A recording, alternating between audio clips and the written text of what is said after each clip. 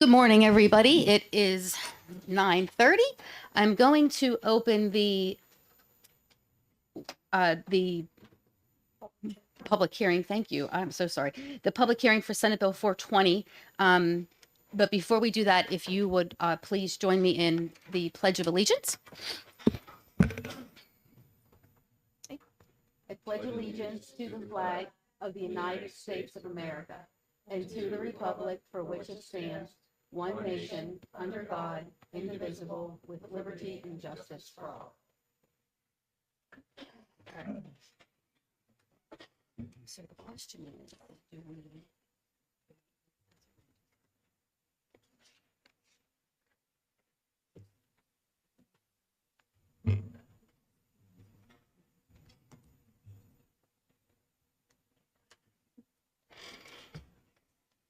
I don't have this bill in front of me.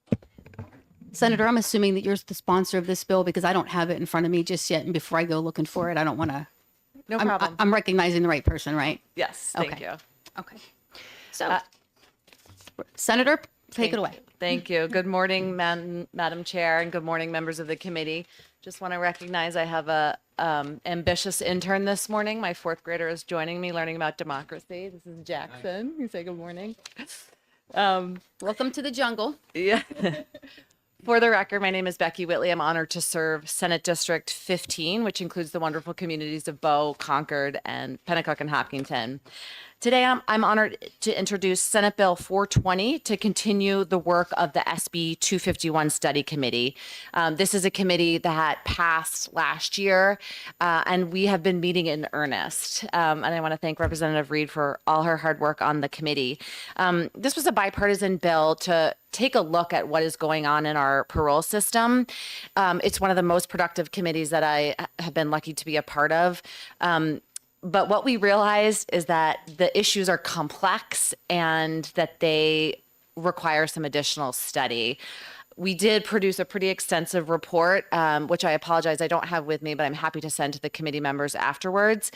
And we were just very lucky to have a lot of folks who came to speak to us from all sectors, from law enforcement to folks that have experienced parole, to the parole board folks, mental health folks, the Department of Corrections, and the systemic issues that were raised were complex. And, you know, I think we really just started to scratch the surface on what's going on.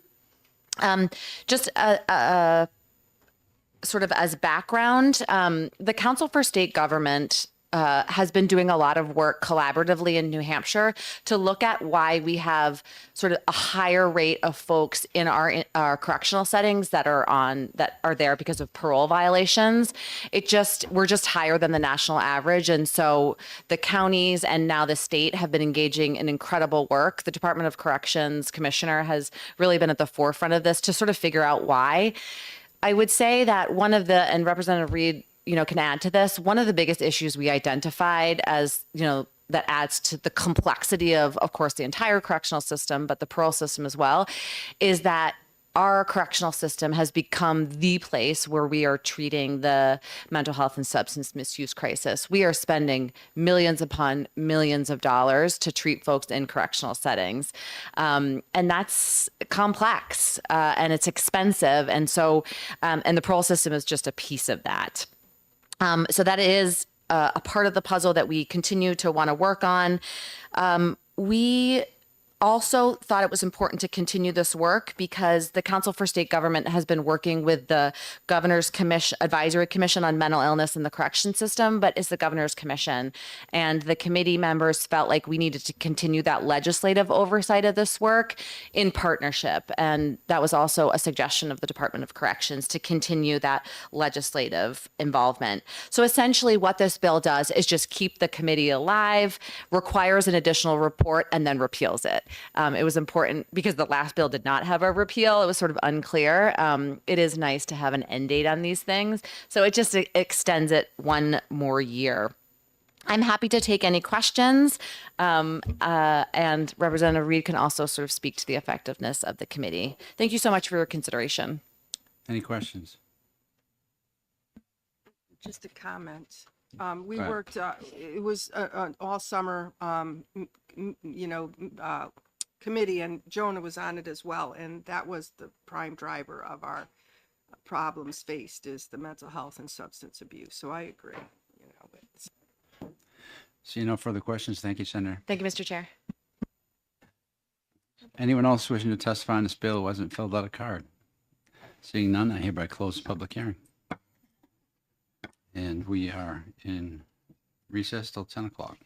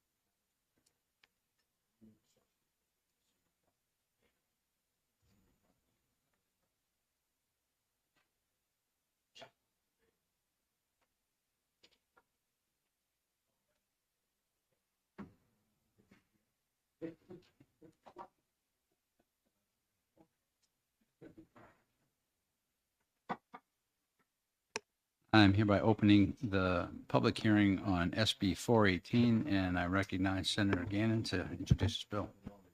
Thank you for having me this morning. I am Senator Bill Gannon. I represent District 23, the center of the wine district. It's 12 beautiful towns surrounding Sandown. I'll spare you the names of the other 11.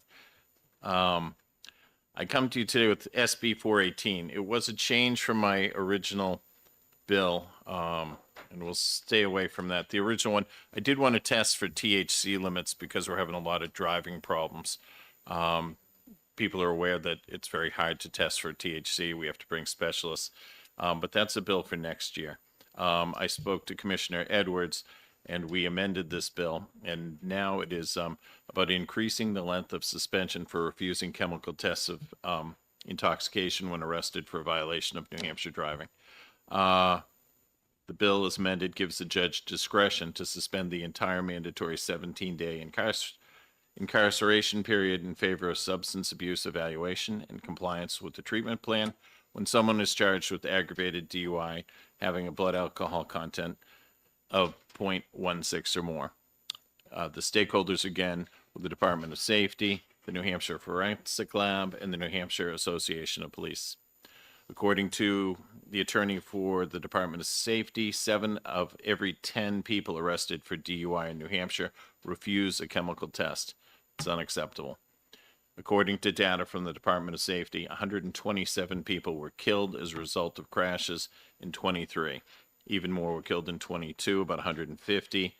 And 2/3 of all the crashes that resulted in deaths were alcohol and or drug related. So we must continue to be proactive in New Hampshire to keep our state one of the safest in the nation on the roads. And this includes protecting drivers on the roads and pedestrians on our sidewalk.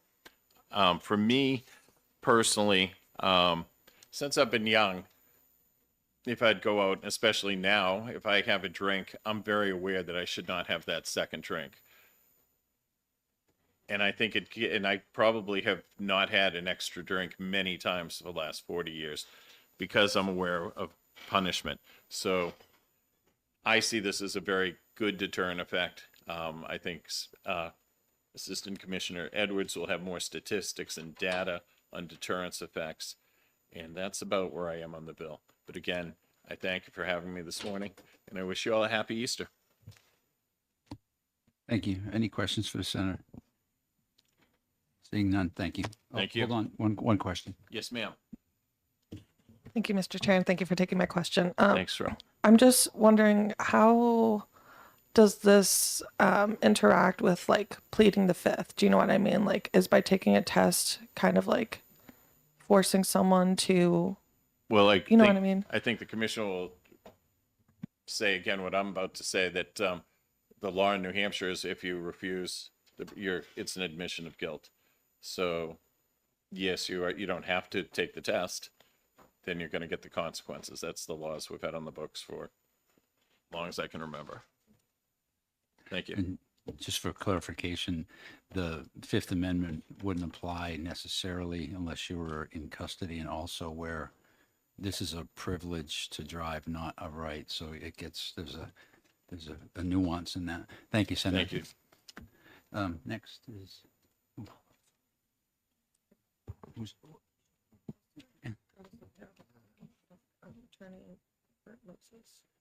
Attorney Moses?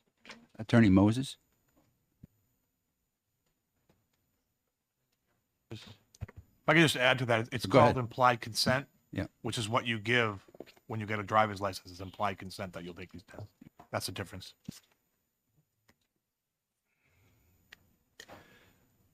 Good morning. Mr. Chairman, members of the committee, appreciate the opportunity to be here. I'm here in behalf of the New Hampshire Criminal Defense Lawyers Committee, and I'm here to testify in opposition to the proposed amended bill with regard to increased penalties for the ALS. I'm not going to have any real comments to make about the changes in the aggravated DWI law, but more so the ALS. And in the 4 or 5 minutes that I'm allotted, subject to questioning, I just have 3 points I want to make, if I may. The first is that the increase in the penalty for refusing to submit to a chemical test is very, very close to something which would have a draconian effect on many citizens in New Hampshire. My understanding is there are approximately 9,000 to 10,000 DWI cases per year. My practice, which is located in Amherst, New Hampshire, predominantly deals with these situations, and I've been doing it, as you can probably tell by my less than youthful appearance, for a number of years. Representative Mannion and I have done some business in the past when he prosecuted for the Pelham PD, and so he knows that I've been around for a while. The problem is that a first offender, particularly somebody with no prior record of any kind or any history of alcohol offenses or interaction, when they have their license taken away for a year, that has tremendous collateral damage potential. People lose jobs, jobs are lost, families can't be supported, and houses are lost to foreclosure in a time when we're all having some economic difficulties as it is. And what's worse is that even if the individual is ultimately exonerated in court, it currently has no impact on the ALS punishment. So that someone could be, and I've seen it many times, someone could be arrested for DWI. It really is not a case where the person is impaired, notwithstanding the judgment made by often somewhat youthful police officers on the street. And yet, even after an acquittal or a dismissal, or in some cases, prosecutors who realize that the case really needs to be dropped because the evidence is simply not there, the person is still stuck with, right now, 6 months, and the proposal is for a year. The enhanced ALS, which goes to now 3 years, potentially, is actually consistent with the penalty for second offense DWI, which is a 3-year loss of license. So essentially, someone who has refused to submit to chemical testing and is acquitted, or the charges are even dropped, and who was subsequently arrested and refuses again, is subject to a 3-year loss of license. That kind of situation, despite the intent of the statute, which is to somewhat quickly remove people from the road, sometimes this bill would have people removed from the road for far longer than their conduct justifies, which brings me to the second point of opposition. And that is that the ALS law, as currently on the books, and even under the proposed amendment, does not, like in many states, characterize the ALS process as one which is civil in nature, rather than criminal. The New Hampshire Supreme Court in 1997 determined that it was a civil process, and therefore not bound by certain constitutional constrictions, either under the state or federal constitutions. And yet they've also decided that even though the privilege to have a license to drive is subject to a hearings process, which has been clearly defined by the New Hampshire Supreme Court as one which is requires due process. Due process meaning fundamental fairness. Now, when we look at this proposed amendment, it needs to be looked at from the standpoint of whether or not it is remedial or punitive.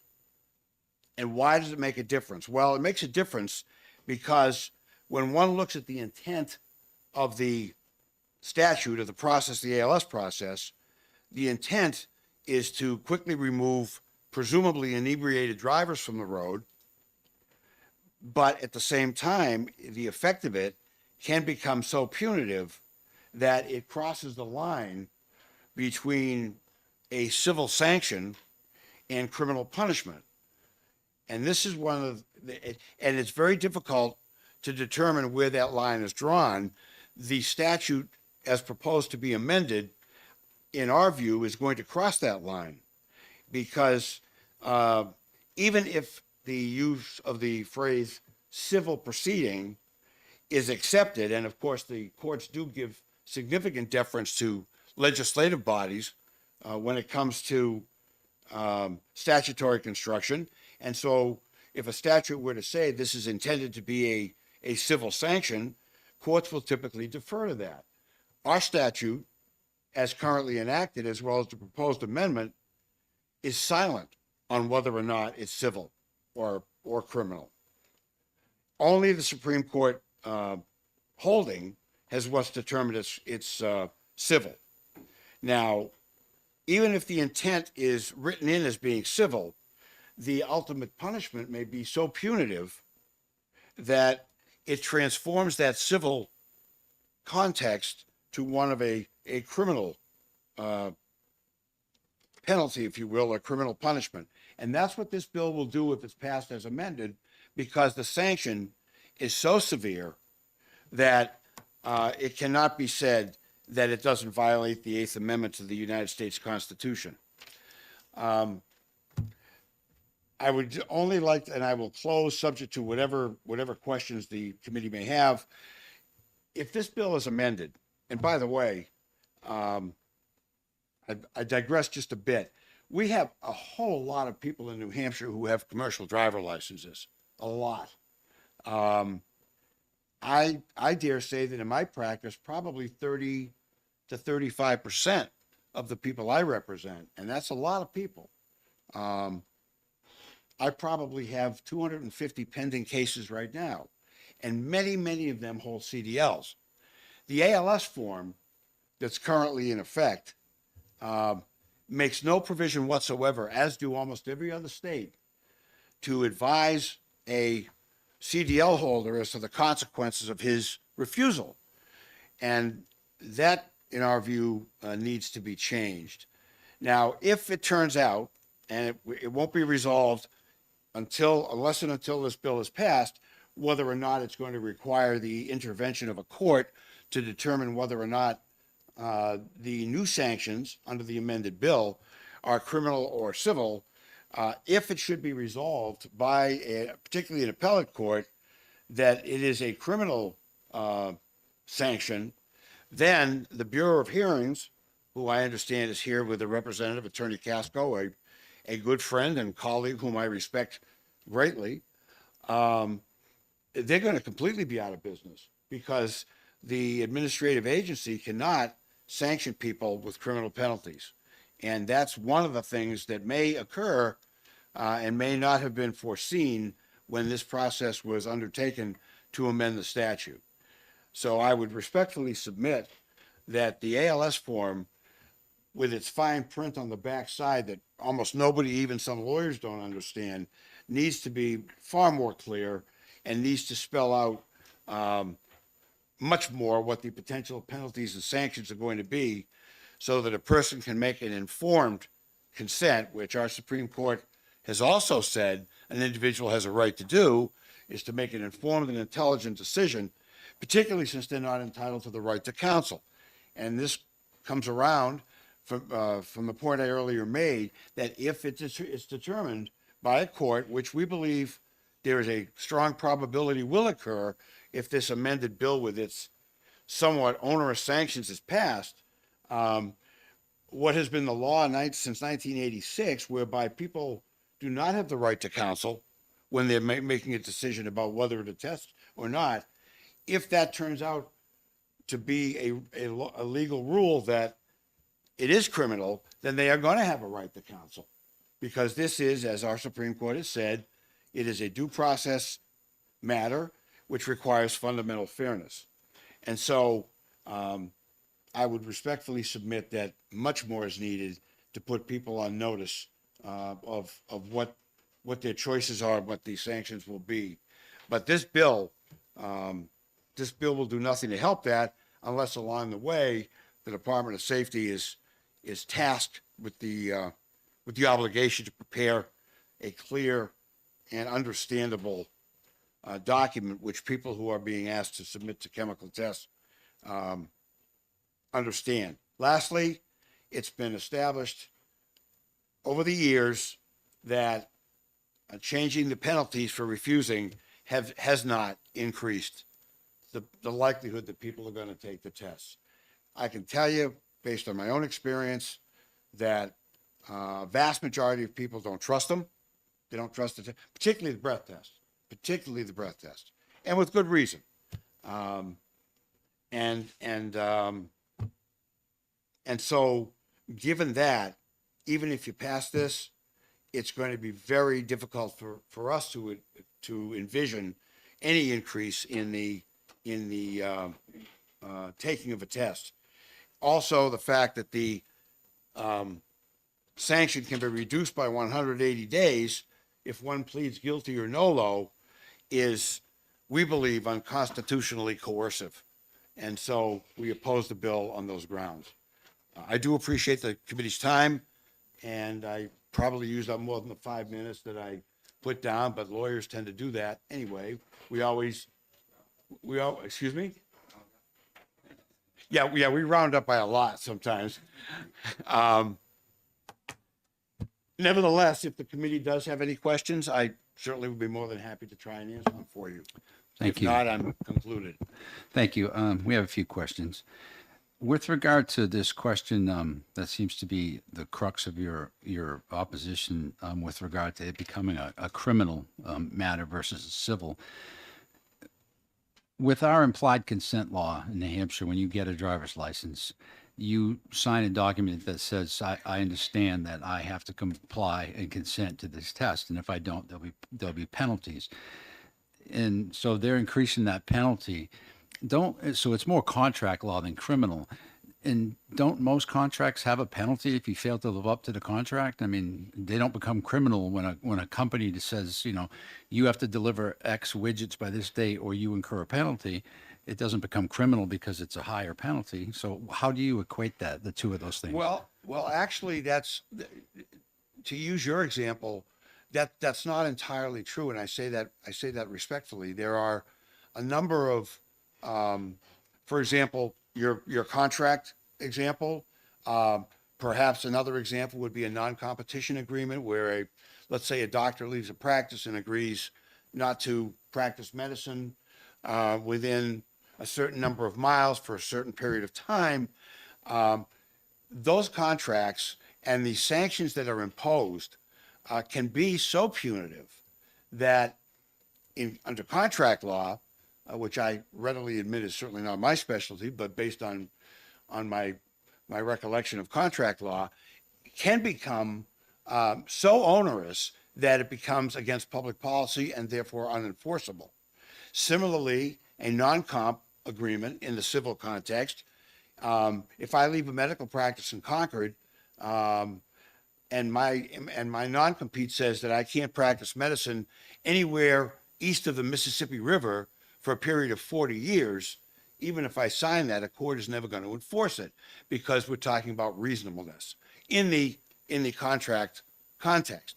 The thing that makes it difficult in this situation, Mr. Chairman, is that yes, you do sign a paper, we all do, and honestly, none of us, not a single person in this room, ever wants to be driving down the road and have a vehicle on our side of the road except going the wrong way because they've been drinking.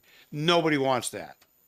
But having said that, the refusal situation is it gets a little cumbersome because while it's true that you sign an implied consent, the legislature has also created a statute, and it's statutory, not constitutional. I concede that point, but the twain does meet at some point, or at least it has the potential of meeting at some point.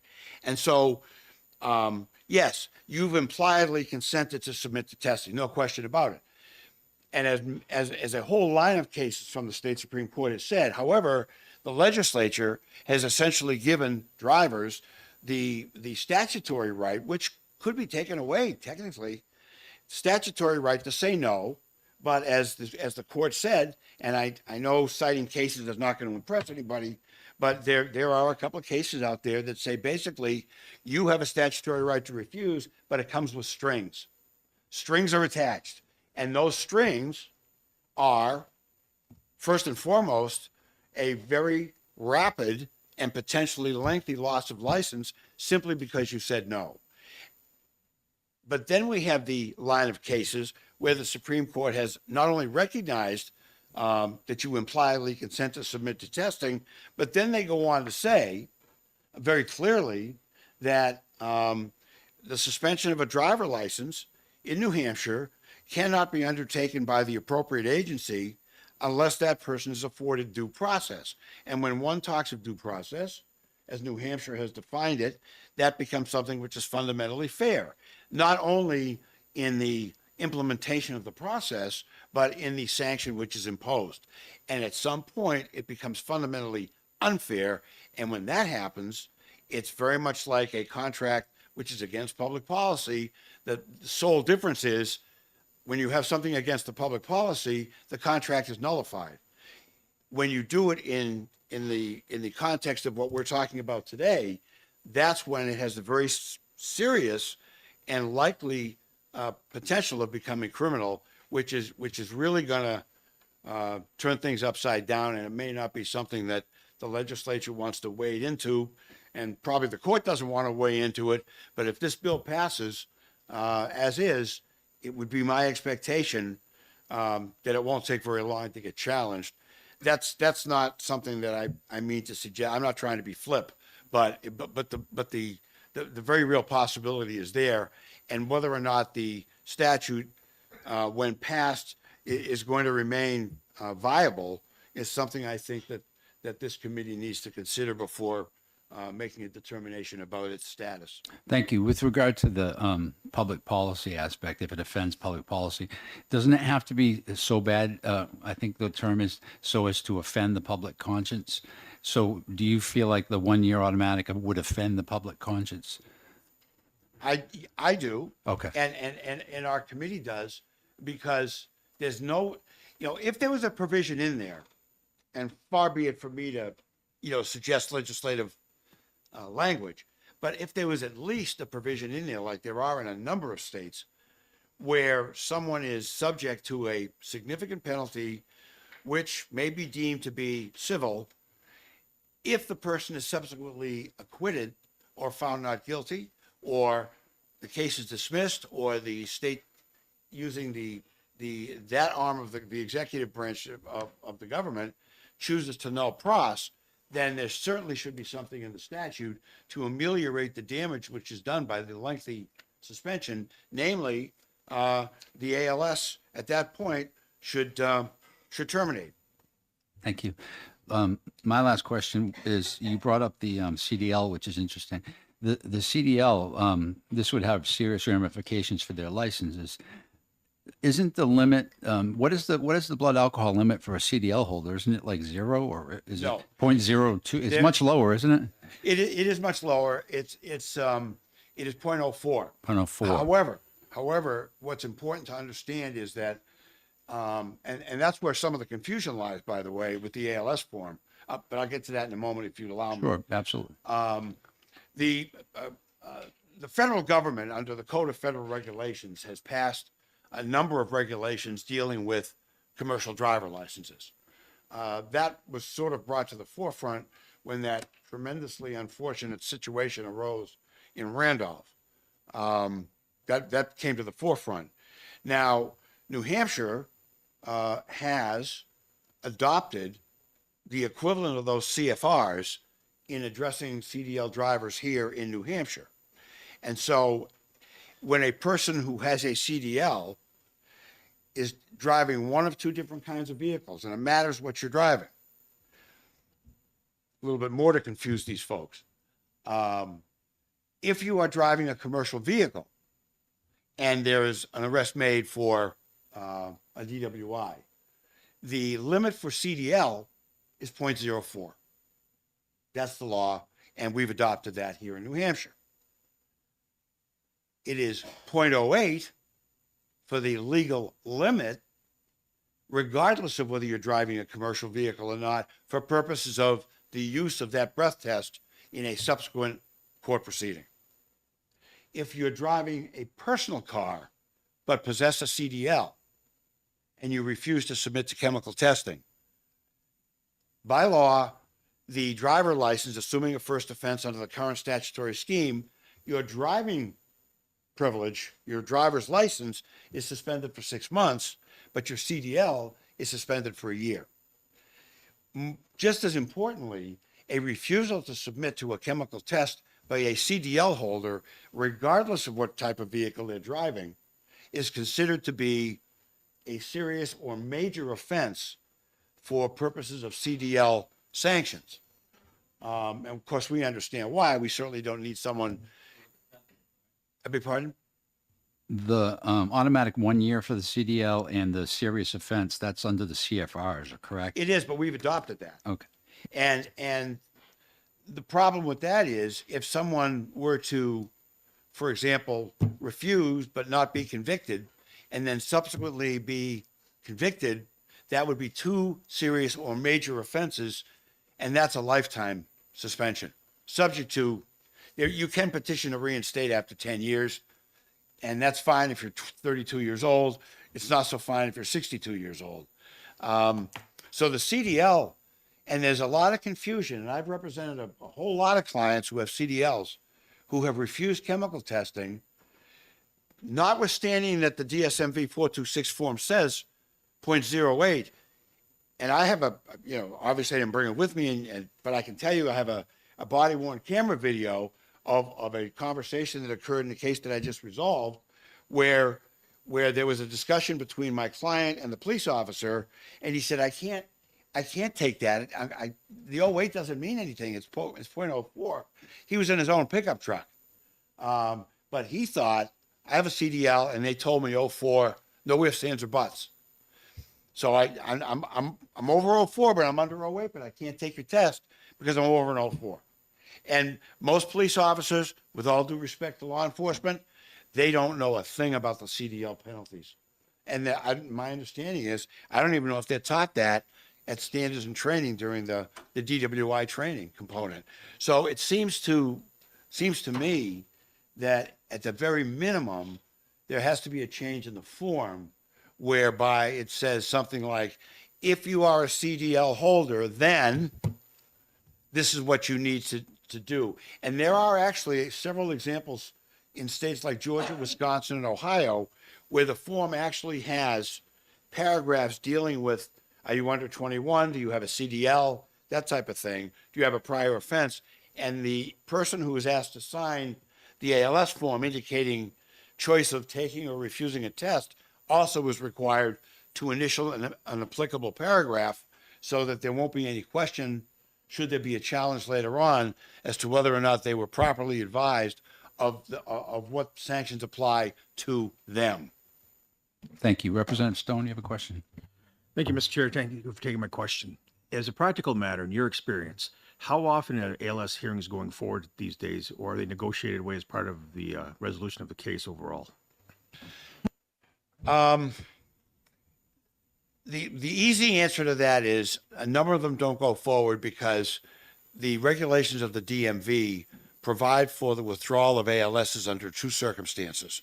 One is in exchange for a guilty plea, whereby a police department, although they're not required to, can submit a letter to the DMV Bureau of Hearings in which they indicate that Mr. Smith pled to a DWI in the Concord Circuit Court. Pursuant to this regulation, we would ask that the ALS be withdrawn. That's number one. Or there's an error of law. For example, if someone refuses, but it turns out that the officer, in the course of administering the ALS rights, provided misinformation. In other words, it's a second offense. The officer knows that. The individual says, well, how long am I going to lose my license? The officer says 6 months, which would be incorrect information. That's the kind of error of law we're talking about. There is no, and I, with all due respect to Attorney Casco, there is no provision at the Bureau of Hearings where the state can essentially null pros an ALS. In other words, withdraw it without having to give a reason, without having to have a plea. Quite frankly, I think it's a limitation on the executive branch that is unconstitutional, but I digress. So to answer your question, I would say that a vast number of ALS hearings don't go forward, but that often occurs under circumstances where there's a plea negotiation reached on the merits of the DWI case, which results in a plea to a lesser included offense or a less serious offense, such as reckless driving. That happens with a great deal of frequency. So those hearings don't go forward. But there are a number of agencies where, regardless of the outcome of the criminal aspect of the case, they won't touch the ALS. They won't go anywhere near it. It's like, it's a refusal. We're not going to withdraw it. So those hearings go forward. I have to say that in my practice and in my experience, I would say it's not a cop-out, but it's about 50-50. It's pretty evenly divided in terms of those that have to go to hearing and those that are otherwise resolved, whereby an individual withdraws his request because of a plea agreement reached in court, or the state withdraws it, not just for a DWI conviction, but because there may be some error of law as is provided for under the regulations. Representative Newman. Thank you, Mr. Chair. And it's just a quick question. If this law were followed and a person were to refuse the test, does that then eliminate the possibility that the charge may be pled down? How does that? I'm not sure. Respectfully, I'm not sure. You have the administrative removal of the license. Yes. You mentioned pleading down to other Yes. lesser included crimes. Yes. What effect does this law have on that, if any? None. Thank you. Seeing no further questions, thank you. Representative Seitek. Not getting out that easy, I guess. I just want to be sure I understand what you had said. And that is I was under the impression if you refuse, it's automatic, no chance, no discretion at all. You lose your license for 6 months. Are you telling me that if you plead on the merits of the case to the DUI in court, found guilty, you can still appeal to the DMV to get the ALS removed? Yes. That I didn't realize that existed. Yes. The way it works is because of the current appellate law in New Hampshire, which is a case called State versus Cassidy, goes back to 1997, I believe. They're treated separately. So if a person pleads guilty, as part of that plea deal, it would have to be with agreement with the prosecution, because it's not mandatory, even though perhaps it should be, but it's not. The person pleads guilty, the Department of Motor Vehicles has a regulation that allows the prosecution to then cancel out whatever's left of the ALS. However, if a person goes to trial and is found guilty, that particular regulation doesn't apply. It's not because it wasn't a plea. It's after you've gone to trial. And when all of that is said and done, one can still challenge the ALS as long as they submit their hearing request within 30 days of the date of the arrest. They can do that separately, or they can do it globally in conjunction with an agreement with the prosecution. I hope that answers your question. Okay. What did I Thank- leave out? That little tendril you put on the end, that I was under the impression that if you had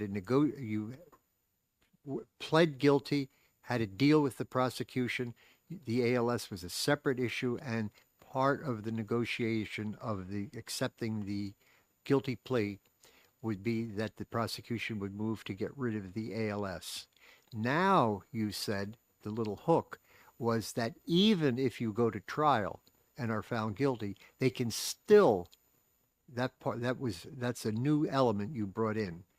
Even if they're found guilty, not a plea, that they could still, within 30 days or whatever you said, could still go to the DMV to try to get the ALS lifted without the cooperation of the prosecution.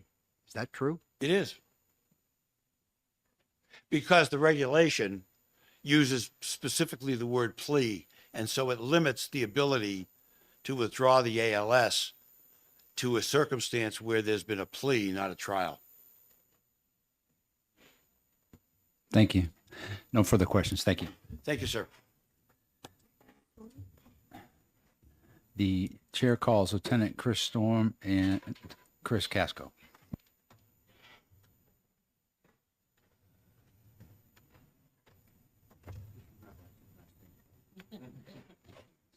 Not me.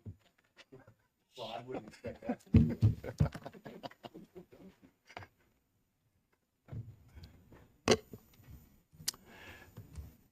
Morning, Chairman, honorable committee members. For the record, my name is Eddie Edwards, Assistant Commissioner of the Department of Safety. To my right is Lieutenant Chris Storm, who is the commander of our Special Services Unit for the State Police. To my left is Attorney Chris Casco, who is the Chief of our Prosecutors and Hearings Bureau. I just want the committee to know that this legislation is a part of the Department of Safety's priority legislation this year because of some of the things that we're going to discuss this morning. One of those things that was alarming and quite concerning to the department was polydrug cases. These are cases involving alcohol and marijuana, fentanyl, or cocaine, other drugs, one or more drugs. I'm sorry, two or more drugs in polydrug cases. And in 2009, New Hampshire, there were 3%. That was 3% of our cases. And in 2021, that represented 40% of our cases involving more than just alcohol. And so this legislation is part of a broader public policy to make sure that New Hampshire roads are safe for travel. We've had a number of deaths on our roadways, and we get an enormous amount of interactions with families who lost loved ones, asking what New Hampshire is doing. And as you can imagine, I'm sure you've traveled on 101, 95, 93, and you've seen people flying past you, you've seen the crashes. And so this is also impacting wrong-way drivers, which is another big problem in our state. As you can imagine, that's a 3,000, 4,000 pound weapon driving in the opposite direction to head-on traffic. And that's becoming an increasing problem for us. One of the primary reasons, not the sole reason, but one of the primary reasons for wrong-way drivers is impairment. So with that, I'll have Attorney Casco open some more opening comments, and I'll turn it over to Lieutenant Storm. Good morning, Mr. Chair, committee members. For the record, I'm Chris Casco. I'm an attorney for the Department of Safety. The rationale behind this bill is to reduce the rate of refusal for people who are arrested for DUI in New Hampshire because it has been a long-standing problem. And looking at the data, one way to address that and to encourage people to take a chemical test is by changing the penalty for refusal. So that's what this bill does. And I cite in my position paper some of the data that shows New Hampshire historically has had a high rate of refusal. As Senator Gannon told you at the beginning, almost 7 out of 10 people refuse to take a test, and that's not good for public safety. And frankly, it's not always good for the individual, because what happens for a refusal, that suspension time runs consecutively to any time of suspension in court. So encouraging people to take a test will be helpful, and that's what this bill is attempting to do, because it will not change the law in New Hampshire for those who take the test. So for those who take the test, the suspension for a test over the legal limit will stay the same, 180 days in 2 years.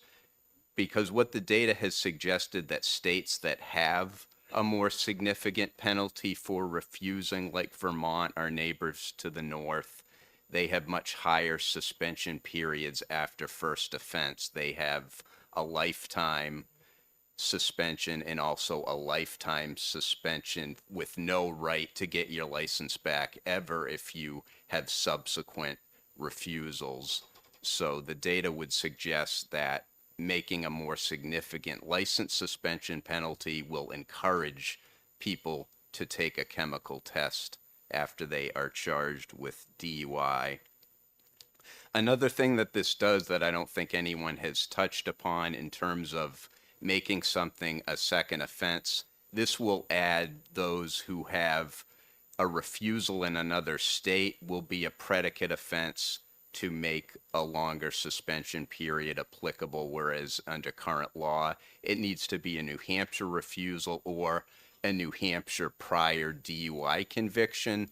So that's another pretty important factor of this bill, is to allow an out-of-state offense, an out-of-state refusal to constitute a predicate offense, which would make an arrest here in New Hampshire a second offense to which the longer suspension periods will apply.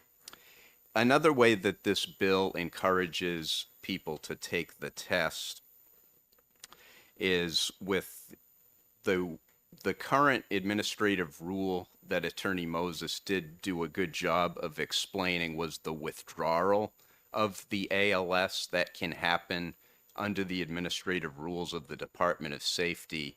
This would limit the withdrawal rule. It wouldn't change it for people who take the test. If they plead guilty to the DUI and they've taken the test, the state, as part of a negotiated plea, will have the legal authority still. They have the legal authority now to withdraw that entire administrative license suspension, as opposed to under this bill, the only time you can reduce is 180 days in exchange for a plea in court. So you always will serve at least 180 days if you refuse, even if you plead guilty to DUI. A subsequent offense could be reduced from 3 years to 2.5 years. So that will make a significant difference, because those who take the test and have tested over could still have that withdrawn by entering a plea. And it's important for those entering a plea, they accept responsibility, there'll be rehabilitation, and the mandatory alcohol counseling program will act to rehabilitate people. So the more people we can get into counseling to address an underlying alcohol problem, the better. So those who take the test, they go to court, they can have a lesser license suspension. They'll be more likely to get into the treatment and less likely to come before the court again and be arrested for DUI. And then another piece of this that is an incentive for those to take the test is that for those who test high to the point of being an aggravated DWI, a 0.16 or greater for someone who's 21 or older. Right now, someone convicted of aggravated based on a high test has a mandatory jail sentence, whereas this bill will allow a judge to suspend that entire sentence to just give further encouragement for people to take the test in New Hampshire. I'm happy to take any questions. And Lieutenant Storm, I think, can add definitely from the law enforcement perspective as well. Thank you very much. My name is Lieutenant Chris Storm. I am the Special Services Commander for the Department of Safety Division of State Police. I run the State Police's impaired driving program, and I also serve on the New Hampshire Impaired Driving Task Force. The New Hampshire Impaired Driving Task Force has identified this refusal problem as our #1 priority to fix. We are one of the worst states in the entire country when it comes to refusals. We need to fix that problem. Right now, the penalties are the exact same for whether you take the test or you don't take the test as far as the statute. So we need to stop that from happening so that we can keep these roadways safe. We can stop these crashes from happening, and we can stop the recidivism of people just continuing to drive impaired here in our state. And with our neighbors right now and the potential of that marijuana legislation passing, all of our neighbors have recreational marijuana, and we're seeing a higher increase of people that are the utilization of marijuana on our roadways. So we're trying to stop that refusal rates from happening so that we can actually keep our roadways safe by not having these people out here driving impaired. Chris hit all those points very, very well. So both of us would be more than willing to answer any questions that you have. Thank you. Yeah, we have a few. I think, though, you just hit a really interesting point for me. So right now, if you pull someone over and let's assume they're 0.09, okay, they refuse to take the test, their license suspension is how much? It's on the ALS side of the house, it'd be 180 days. And if they take the test and they come up 0.09, what is the license suspension? 180 days. So right now, there's no incentive to take the test. I might as well roll the dice and go to trial. Is that pretty much what I'm? You are correct, Representative. Okay. And if I may jump in, really, the one distinction is how the license suspension, if both are imposed after the case is finished, the refusal suspension time would run consecutively or after the court suspension, but you kind of have to look at both. But the term is the exact same for both the refusal and Okay, the so it court would be, license suspension. if you were convicted after refusing the test, you could look at 360 days of suspension. Is that what I'm hearing? 'Cause Yes. You could the- get the 180 they'd- plus 180. They'd be on and after, and you'd think that would be an incentive, but I think it's legal terminology to some extent, legalese for lack of a better term, and the consecutive versus concurrent is on the back of the form, but I think even lawyers, it can be confusing language. So for the average person to understand that distinction based on using that terminology, I think it's just not, it's been shown to not be sufficient to encourage people to take the test. And we think that increasing the terms will be a much better way to encourage testing. With regard to the expansion to the out of state, what is your look back period going to be? The look back period, essentially in law, there is not a look back period, but the practice has been to use the same 10-year look back period for the criminal offense. For DUI second, it needs to be within 10 years of the prior. So that has been the practice. And refusal? Yes, that's Also? been the practice to use a 10-year look back period. Okay. Representative Sitek. Thank you, Mr. Chair. Attorney Casco, you used the word predicate case. What's that mean? Just meaning a condition to make something a second offense. So to be subject to, right now, it's a 2-year suspension for refusing a second time. But right now, you would need either a prior DWI conviction, which would be a predicate offense, or a prior refusal in New Hampshire, which would be kind of a condition. A predicate offense would be the prior condition that would make something the second offense subject to the longer suspension term. This adds out-of-state DUI convictions and out-of-state refusals to make someone subject to the longer suspension period. Whereas right now, if you have a prior DUI conviction and you're arrested in a prior DUI conviction in another state, Massachusetts, for example, and you're arrested for DUI in New Hampshire and you refuse, your time would be 180 days for a first offense, because under current law, it does not recognize an out-of-state conviction as something that will make you subject to that longer suspension period. I have a different question, and this, Mr. Chair, this may be out of order, and I'll ask it offline of Lieutenant Storm, but I'd like to get a quick primer on what are these different tests. I hear chemical tests. Could somebody tell us what's in the zoo of tests? Yeah, that would be actually a good idea because Assistant Commissioner Edwards mentioned the drug issue as being a prime driver of this. However, do we have a test available for the drugs? And let's talk about that. Yeah, absolutely. So I can easily answer that question for your representative. So there's basically four different testing things that would happen. First and foremost, we'd have our breath test that comes under our breath instrument. The second would be blood, obviously a legal blood draw done. And then the third and the fourth are kind of in conjunction with together. The third is, say that individual doesn't take testing out on the side of the road. We read them their ALS form. They agree to testing. We can give them what they call physical tests. So that's our standardized field sobriety battery. And then to your point about the drug side of the house, if we feel that they're under the influence of drugs, we can do what they call a drug recognition evaluation on that particular individual. So those are the four crux of the actual testing that we would do on a particular individual.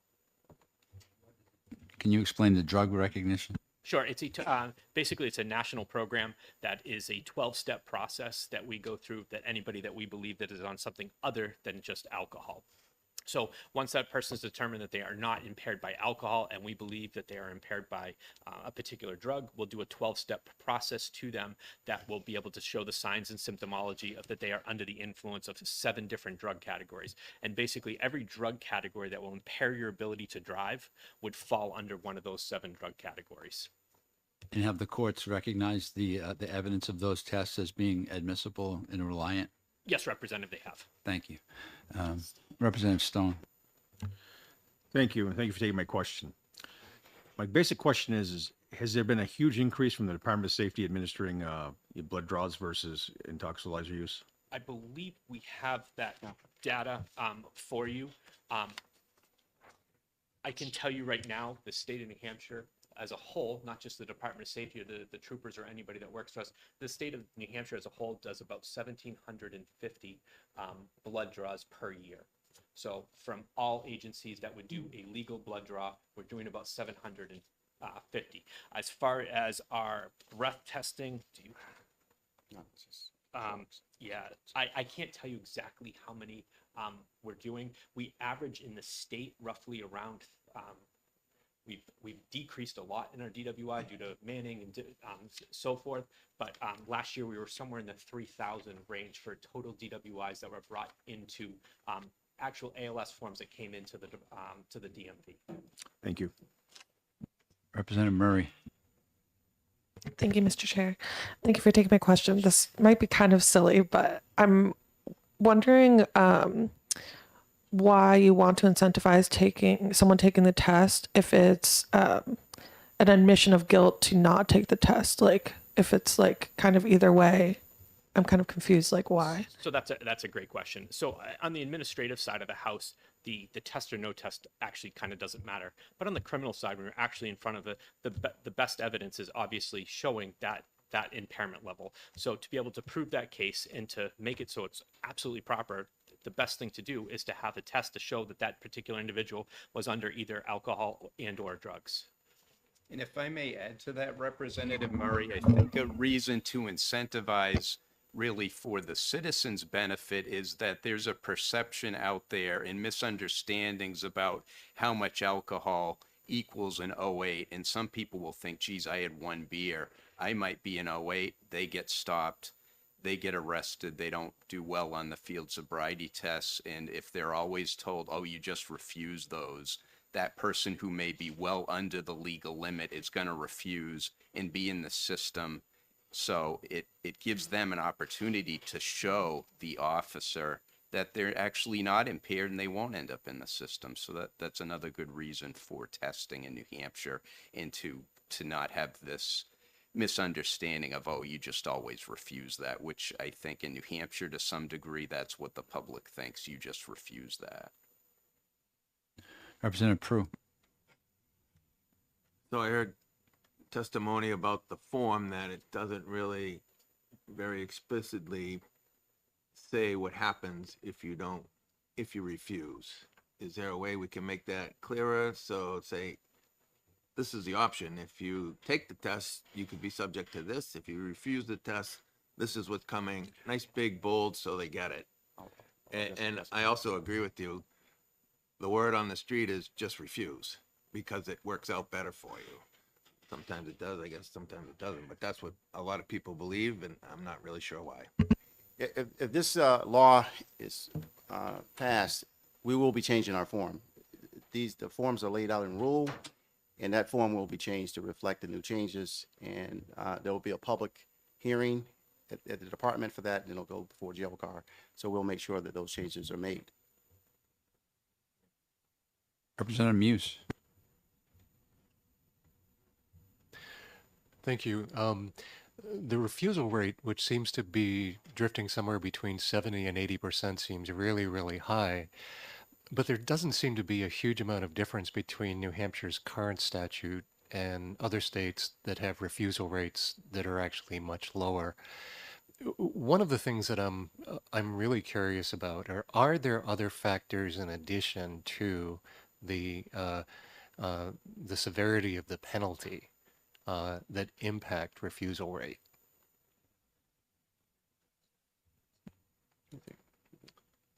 Yeah, that's a good question. I think probably in some of it is we've just referenced that kind of word on the street is that you just refuse, you'll do better. So I think that contributes to it. And I think some of it may be the idea of, hey, I don't have to do that. It's my right to refuse, which I know certainly Attorney Moses would argue, yes, there's an absolute right to refuse in New Hampshire. From my perspective, because the implied consent law is the way it is, I think that suggests that there really is no right to refuse because your license is suspended. It's within 30 days after you refuse, and you can have a hearing, but you'll have to go to court, and the two are unrelated, so you may serve a double license suspension if you contest everything and you're found liable at the hearing and found guilty in court. So I think correcting the perception of there's this right to refuse and making taking the test something that is always not going to work in your favor, which I don't think is necessarily accurate. And I know Attorney Moses mentioned that a lot of people don't trust the breath test. And I think that's true to some degree, although now in New Hampshire, we have the Intoxilyzer 9000 machine, which is a newer machine. For a long, long time, we had to have the Intoxilyzer 5000 because the law in New Hampshire from our Supreme Court was that we needed to still use a machine that produced a second sample capture tube that could then be tested. So for a long time, we had to use old technology for the breath test. We finally were able to amend the statute to go to the newer technology that does not provide a second sample, but someone has the absolute right to get an independent sample of their blood at a hospital in New Hampshire to either corroborate or not corroborate the breath test. So I think if there's some education about the process to some degree, maybe you get more people taking the test and you don't get people getting arrested who had one beer because they think refusing is the right thing to do. Follow up. Would it be fair to say that maybe what we have here is maybe more of a failure to communicate than a failure to penalize? Respectfully, Representative, that administrative license suspension form that we have been talking about is a very detailed form. I know Attorney Moses focused on the aspect that it doesn't tell a CDL holder what the consequences are, and that's correct. And our Supreme Court has had cases looking at consequences of refusing or taking the test. and I don't want to get too far into the weeds, but the Supreme Court looks at whether something is a direct consequence, which is something that needs to be on the ALS form, as opposed to an indirect consequence that does not. An example of a direct consequence that is one of the questions on the form is that the person has to be told that if they refuse, that will be admissible in court, because that's a direct consequence, as opposed to someone does not need to be told that if they're a 1/6 or more, that's an aggravated DWI subject to a higher penalty. That has been ruled to be an indirect consequence. So far, the CDL consequences have been ruled by our superior courts to be indirect, and I would suggest that a CDL license holder needs to have a higher knowledge level of the law, and that they should really know full well that even if they're in their own car, if they refuse, they should know, as that part of that higher level of knowledge that a special license holder should have. They really should have a higher degree of knowledge and should know that if they refuse, their CDL will be suspended for a year, because they're entrusted with driving tractor trailer trucks out on our roadways, and we need to be sure those people are safe and they know the law and they have a special license, just like I have a license to practice law, so I should be held to a higher standard of certain things than maybe the regular person. Could you touch on where this, let's say this gets passed and the governor signs it, where would that put us as far as across the nation goes with regard to this? Would we be the highest, the middle, the lowest? Where would we be? As far as the, are you saying as far as the penalties? Yeah, concerned? yeah. We're on par, that would be on par with many states already that have that. There are some that are similar to us. They're across the board. It's all probably on that first offense, anywhere from, I've seen as low as 90 days all the way up to the year. The ones that have the lower are the ones that are higher as far as the refusal rates go. Okay, so the lower the automatic suspension, the higher the refusal rate, the lower the conviction rates for OUI. I don't know about the conviction rate necessarily on the OUI side. I could get. But in New Hampshire, without the tests, would you, in New Hampshire, with more people refusing, that would assume that that would lead to lower conviction rates because you don't have the evidence. Is that true or not? In some instances, yes, it is. Okay. Representative Newell. Thank you, Mr. Chair, and thank you for taking my question. I have kind of a two-parter, if you don't mind. And speaking about kind of the polysubstance cases, and you referenced that they're up, 2009 it was 3%, up to, I think you said 40% in 2021. And so the first part of my question is that based on the right around 20% of the cases that we test, that people do actually take the test? It just seems like a pretty small sampling if we're trying to have accurate numbers. Those are a result of testing done by our Prime Lab. So based upon all of the cases that came in. Okay, so even if somebody refused the test, they would still be tested and that would be included in this data? Not if they refuse. Okay. We wouldn't know. Okay. The other part of my question, if you don't mind me following, okay. The other part of my question is about, in keeping with the polysubstance in marijuana being one of the examples, alcohol and marijuana. But marijuana stays in your system for a lot longer. And so my question is that taken into consideration when defining whether or not that would actually impair someone's driving? So I can speak a little bit to that. So there's a couple different things. So yes, marijuana, absolutely, metabolites of marijuana stay in your system for quite some time.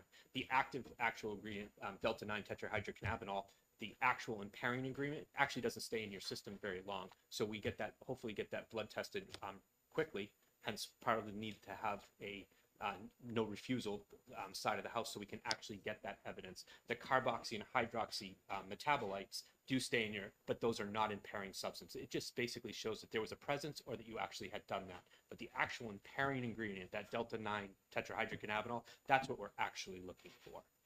Thank you. Representative Stone. Thank you, and thank you for taking my question. Currently under ALS, how do we handle narcotics only or non-narcotic? Is that still a penalty, or is it treated differently under the ALS? Alcohol and drugs are treated the same way. So if you refuse to take the test, the refusal stuff is the same. If you take the test on a drug-related case, there is no ALS. So it actually only applies to the alcohol If- currently. Correct. If on the refusal side of the house, it is both alcohol and drugs. If you take the test, it only applies to alcohol. Follow up. Isn't that kind of problematic? It is, but there's a couple different reasons for that. We don't want to change that because if you, representative, took a certain kind of drug and you've been taking it for 30 years and you come back positive for that particular drug, that's not necessarily a good thing for us to then suspend your license for something that you've been taking for 30 years. Does that make sense? Follow up. Wouldn't the state chemist be able to testify about the levels that are in your body if it was causing a impairment during your operation of a motor vehicle? So at no point, and can I speak? The Department of Safety is never going to want to have a per se limit for any drugs whatsoever, because there is no scientific data that shows that having a per se limit for any particular drug, it's variable to dependent on that particular individual. So we could never actually set a level. Representative Tenzar could take in Xanax for the first time in his life and be extremely impaired. Representative Newell could have been taking it for 30 years and her levels would be so much higher, but she actually wouldn't be impaired, where Representative Tenzar could be falling down drunk. Thank you. So it's a combination of the officer's observations of their operation combined with the levels that come back from the tests that give you the full picture of that operator's condition. So the refusal takes away a big part of that. So all that we're left is what the officer sees as far as whether or not someone's inebriated or intoxicated. You're 100% correct. Okay, thank you. That's particularly true with drugs, because the only way to do that is with a DRE, a drug recognition expert. Representative Newell, I see you, and Representative Murray. Representative Newman. Thank you, Mr. Chair. I'm just curious, I'm thinking about a first offender type thing. Is there currently available in the state a limited type license for the purposes of continued employment or something like that? And if so, does this law affect that? There is a hardship license, and it does not, this would not affect any part of the hardship license for that first offender, and that's for a New Hampshire resident only. Representative Murray. Thank you, Mr. Chair. I just wanted to ask a clarifying question because I believe Senator Gannon said that this is now only about the alcohol testing, but we've been talking about the drug testing as well. So I just wanted to understand if we're addressing both concerns of this bill. So the answer to that is we're addressing the fact of the refusal for all substances. And what Senator Gannon was correct, as far as the alcohol side of the house, that doesn't affect it very much for anything that someone that's actually participating and taking a test. Nothing's going to change as far as if you take a test and it's alcohol related, nothing will change. In fact, as Attorney Casco said, the one thing that we did change is the fact that if someone blows over that 0.16, we don't want to penalize them for cooperating with the police. We have that opportunity if something is so egregious that that opportunity will still be there, but it is not fair to just penalize someone. If you're a 0.30 and you refuse, you get the same thing as someone that is a 0.08.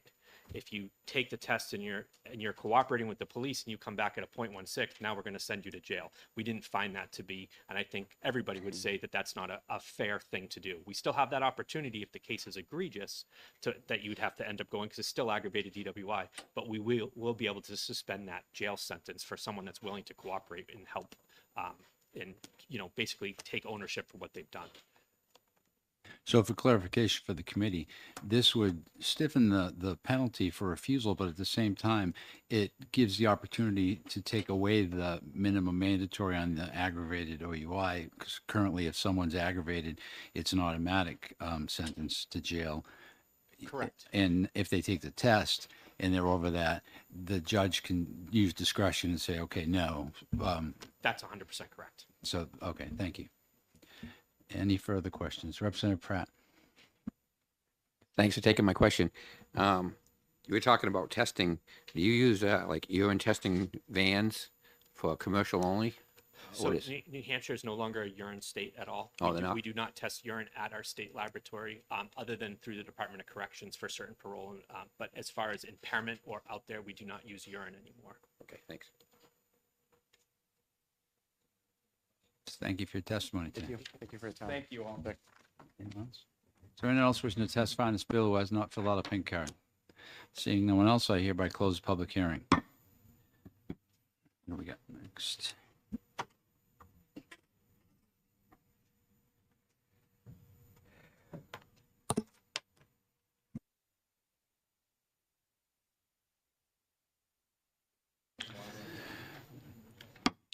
I am opening the public hearing on Senate Bill 313, and I invite the sponsor to introduce it. Or no, you're here on their behalf. Thank you. Good morning, Chairman Roy, members of the committee. I am Grant Bossy, here to introduce Senate Bill 313 on behalf of Senator Pearl, the bill's prime sponsor.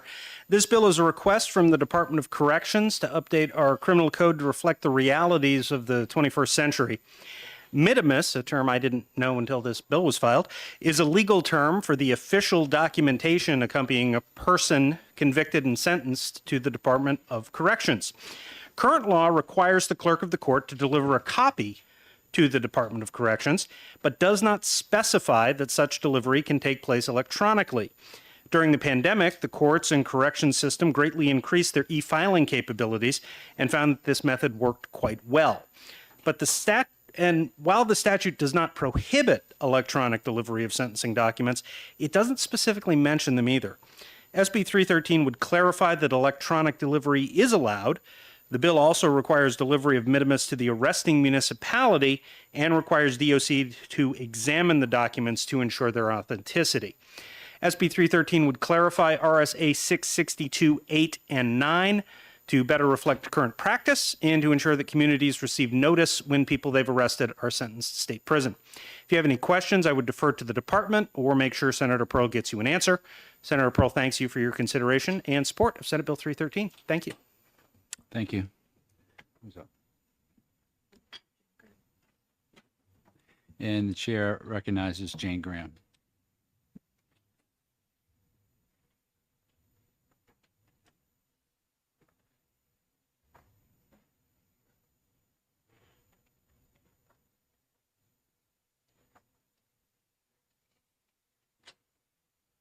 They just say that minimus is a verb of the third. It means we send.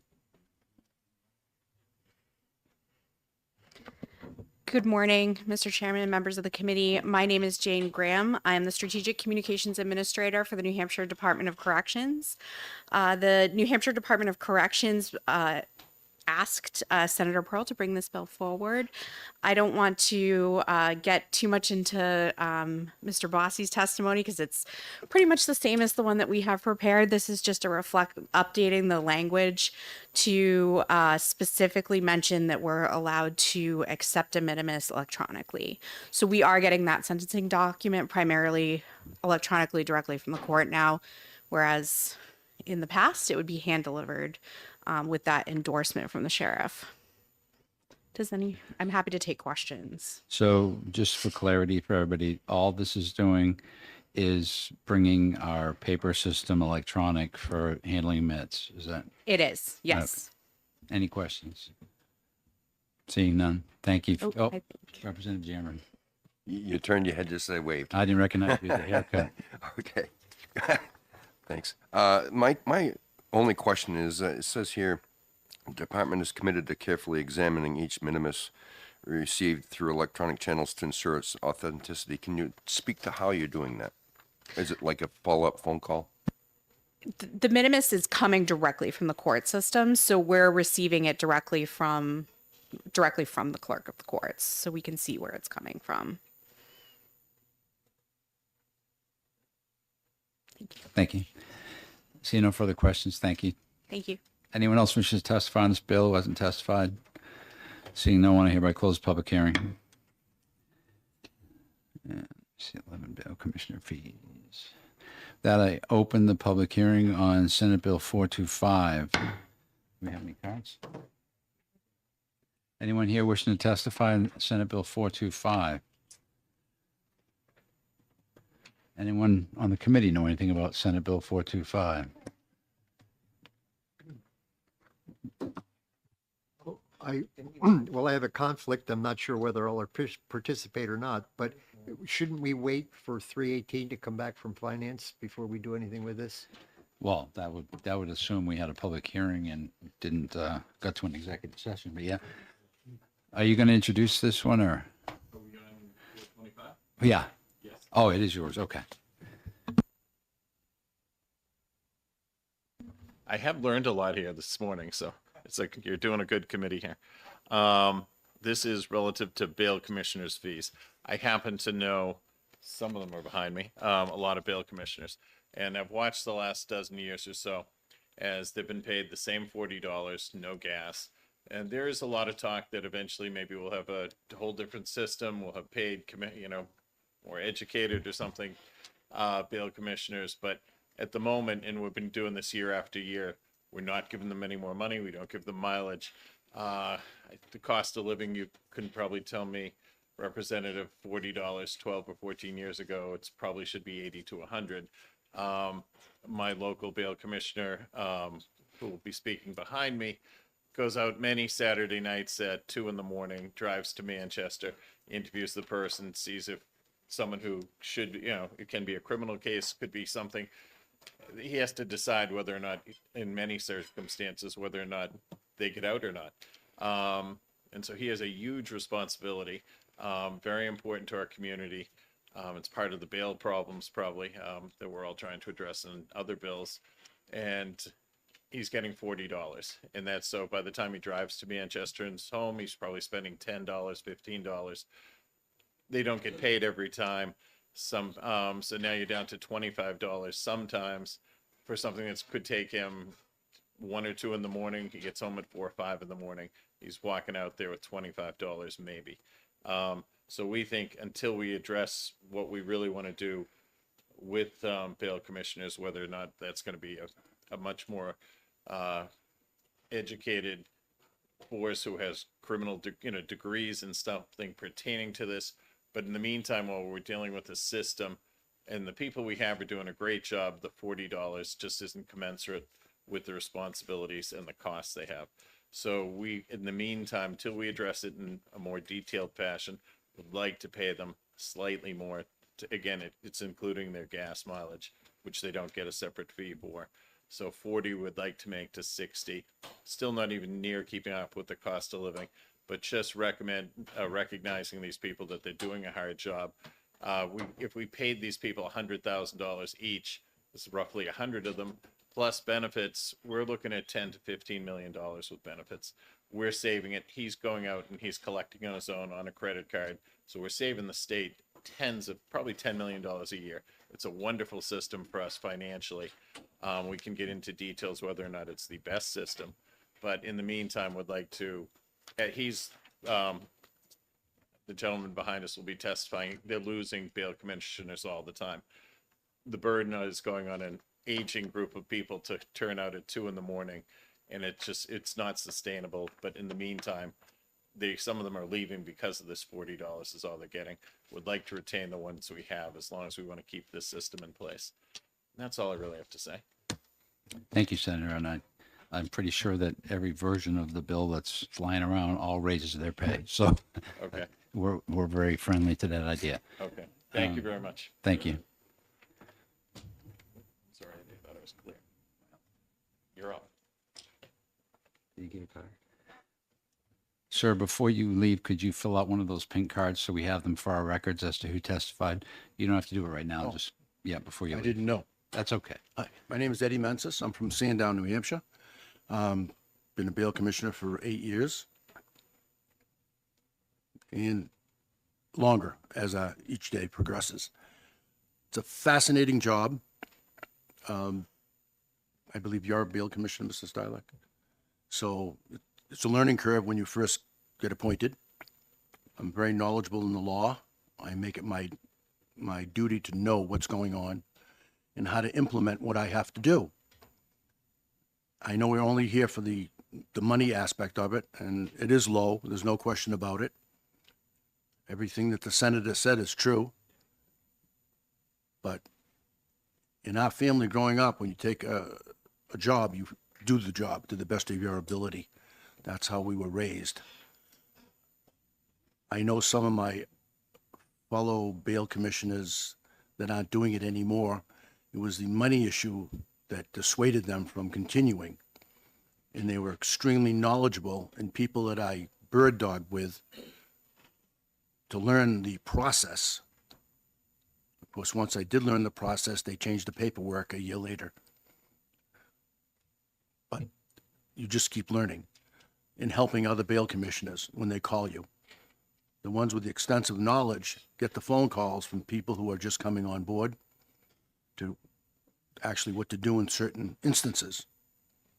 And that's a real nice thing when you have a network of people that help each other.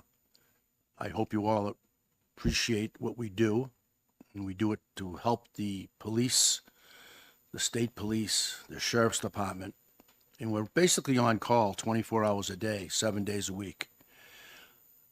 And I hope that they raise the fee to at least $60 as an incentive to maybe other people coming on board. If you have any questions, I'd be happy to entertain them. Representative Murray. Thank you, Mr. Chair, and thank you for taking my question. I was just wondering, we've heard a lot from bail commissioners in this committee, not only about, the fee being too low, but also an inability to collect that fee. And I'm just wondering if that's been your experience. I do very well on collecting the fee. That's me. I lose probably 10%. Do I like that? No. Some people just don't have it. It's not going to happen. And you go into this knowing that, all right? Obviously, sometimes people pass away too because they were on different items. I just want one other thing I'd like to say. I'm glad I was here for the earlier one. It was really informative for me. I thank you for that. You're very welcome. Representative Jambrin. Thank you, Mr. Chairman, and thank you for taking my question. I want to note that after you've billed 2 people under this, if this bill passed, you actually make more than we do. But that notwithstanding, the last part of this, the last sentence is, if a defendant is indigent, the fee is waived. That's current law. Can you explain how you determine if a defendant is indigent so that you can waive that for them?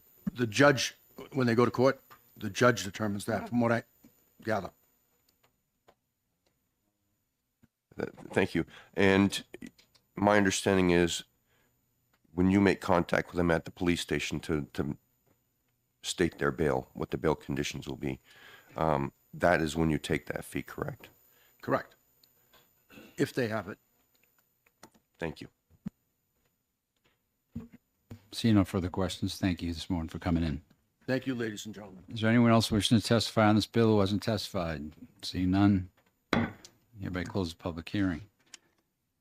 Next one is unmanned aircraft. Next one will be in 11:30.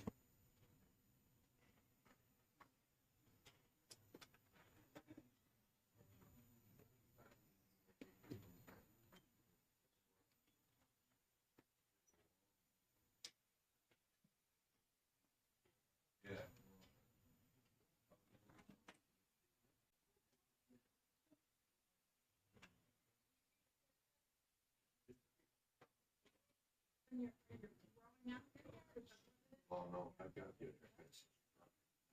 But there's not much of it left. I actually got carded to Spirit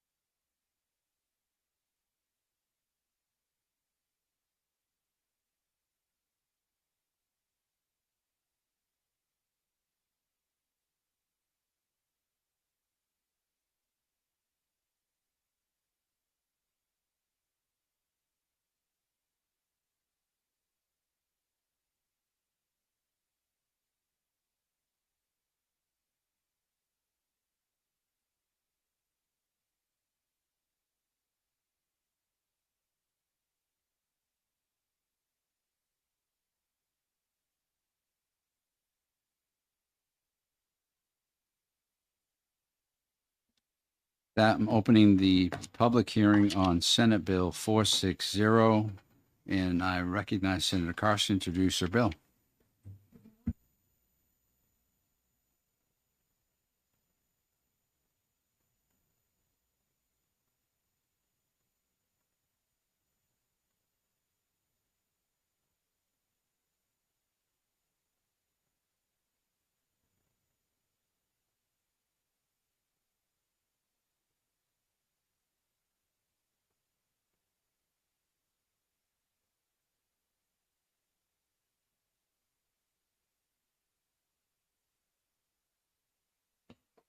Okay, I got to start over again because I didn't press the red button. Good morning, Mr. Chairman, and there we go. Okay. Good morning, Mr. Chairman, and good morning, members of the House Criminal Justice Committee. For the record, my name is Sharon Carson, and I have the pleasure of representing Senate District 14, comprising the towns of Londonderry, Hudson, and Auburn. And I have for your consideration Senate Bill 460. Mr. Chairman, this bill was brought to me by the Department of Safety, and I wanted just to highlight a few things. We have seen an increasing threat to public safety due to the rapid evolution and accessibility of small unmanned aircraft systems. Current New Hampshire law lacks adequate prohibition and penalties to address both negligent and nefarious use of these devices. We did have an incident on August 23rd, 2023, where a medical helicopter was grounded for 10 minutes due to a small drone flying in the vicinity, causing a delay in critical patient care. We really need to have legislation in ensuring the safety of New Hampshire citizens and protecting critical infrastructure from potential threats caused by these small drones. Mr. Chairman, at this point, I would like to conclude my testimony because I know many of you have dealt with the issue of drones, for those of you who've been here for a while. But the Senate amended the bill, and there seems to be an issue with the amendment of the bill. There was a request that we take out a certain portion of it, and we did. We've subsequently found out that it was critical to the bill. And so I just wanted to alert all of you to the fact that it probably should go back in the bill. And this committee and you, Mr. Chairman, in your wisdom, will figure out how to do that. So we do have people here from the Department of Safety that can discuss the need for this bill. And so I would thank you all for your time and your consideration this morning. Thank you. If you could just leave us with that piece that you took out, we'd be happy to put it back for Okay. you. They have that. Okay, thank you. Yes, Representative Muse. The amendment that you're referring to, could you just tell us really quickly what, I'm sorry, the original bill that you would like to put back in, can you just summarize really quickly what that involves? Well, the Senate, we passed amendment number 0821S. And it took out the section, and I believe it was pointed out to me, exactly where it is, I'm not sure. But we had received a request to take that out, and so we took it out. They'll be able to show you exactly where it is. And I did have one quick follow-up. As the prime sponsor, I know you're aware of the fact that there have been several incidents with drones dropping things on people. The bill seems to be limited to things like dangerous projectiles, bombs, and things of that nature. Also in 2023, there was an incident in Manchester where feces and garbage and other things were dropped on homeless people. Would you have any objection to widening the scope of the bill to include things of that nature? Thank you for the question, Representative. We didn't get testimony to incidents happening of things like that, I think we can all agree that that's really reprehensible behavior. And if the committee, in working with the Department of Safety, feels that it needs to be included, I don't, as the prime sponsor of the bill, I wouldn't have any issue with that. Thank you. ITAC. Senator Carson, I have a technical question. I wanted to look at this bill online last night, and I saw 2 Senate amendments, but I didn't see how it left the Senate as amended. So I don't know that I have a final version of the bill as you from the Senate. Yes, I have my copy. Yeah, we're all set. We have it. Don't worry about it. Okay, all right. I just want to make, Yeah, he's just having if a you moment. needed something, to make sure you had it. Okay,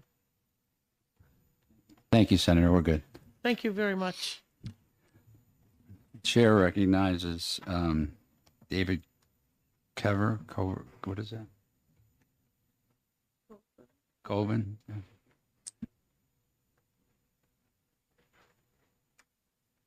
Good morning. Oh, do you have any, Chris, where do you want me to start? I apologize. If you want representative, we can go first. David could follow up with us if that would help. That'll make things a lot smoother for everybody. Thank you very much.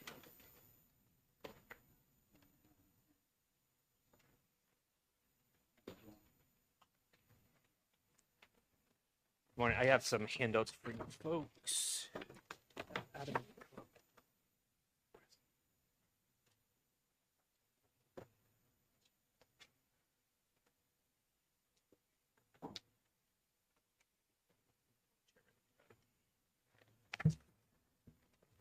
Sorry for all this confusion. We also couldn't find the amendment. We read the amendment this morning and realized it was there was stuff that was taken out. So again, I'm Lieutenant Chris Storm. I'm from the Special Services of the State Police. Part of the Special Services, again, we're going to switch hats from the first bill. I am also in charge of the UAS group and the counter UAS division of the State Police.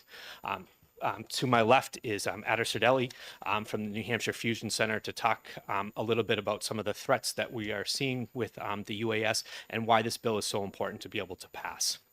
And you're going to hear afterwards from our friends at DOT Aeronautics in reference to the problem with the small unmanned aerial systems, also known as UAS or drones. One of the biggest things that we're having right now is that we have no way to enforce any things that are happening.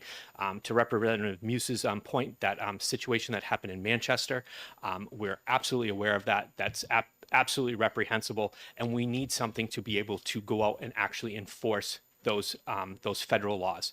Right now, Part 107, which you'll see as part of those handouts, you'll see a lot of stuff about the federal rules and regulations. Right now, they're barely being enforced by anybody through the Federal Aviation Administration. What we're asking is basically to adopt those federal regulations and make them into a state law so that we have that ability to go out and actually enforce those laws. Unfortunately, with the new amendment that just came with that bill, those were stripped out and that first part was stripped out. So we need that to be put back in there so that we can actually go out and do it. A little context to how this bill came across. We have a UAS threat working group that we have people from not only the Department of Safety, the New Hampshire Fusion Center, Department of Aeronautics, private sector folks, people from the utilities, people from the United States military, other federal entities that we've all gotten together to say, what can we do about this problem that is a very large problem here in New Hampshire and that we don't want anything to happen. Everybody can see all of the stuff that's happening worldwide with drones, and we don't want that happening here. But we also need a way to help stop that and help educate the public into making this a not okay thing. What we don't want to do is stop people from using drones. They are good use. There's lots of good uses for them. We are not trying to stop the use of drones at all. I just got one for Christmas, so I'm going to kill this dead if you're going to take that. Absolutely not. And in fact, and as far as the public safety goes, they are becoming something that we are utilizing almost on a daily basis. As far as public safety, the fire service, all sorts of different entities that are using them for actual good. Unfortunately, there are people that are using them for not good. stupid. It's the same as a car, right? Like we need a car to get everywhere. We need a car to do all sorts of things, but you can do a lot of bad things with a car. So we're trying to solve that problem here in New Hampshire by and having some kind of legislation so that we can stop this from happening. So the biggest thing to this legislation is to allow us to enforce those federal rules under Part 107, which are all within our original amendment. So hopefully this group is willing to go into that subcommittee or wherever we need to go to add that language back into the original format of that bill. And Mr. Kovar will be able to talk somewhat about where some of that stuff may have come out afterwards on his private sector side of the house. And I'll let Adam kind of go into what, just so that you guys kind of get a basic brief of what we're dealing with in New Hampshire as far as some of these drone problems so that you actually know and we can make a good decision as a group. Thank you. Appreciate the time. Again, Adam Chardelli. I've served as a critical infrastructure analyst for the past 3.5 years at the New Hampshire Information Analysis Center. One quick note on the section that was removed. Sorry. Just to highlight kind of the importance of that section that was removed. So FAA back in 2021 did a study in a sampling period where they detected almost 500,000 SUAS flights from a population of 116,000. Different platforms. So some of the activity that was identified in that study falls into that first category that has been removed and we think is really important that stays in the bill. A couple examples. So beyond visual line of sight, that's a dangerous operation. It's a negligent use. If you're not able to see where that vehicle's going, that's unsafe. 13% of that 470,000 was beyond visual line of sight. 21% was above 400 feet. So again, you can get into those dangerous air corridors.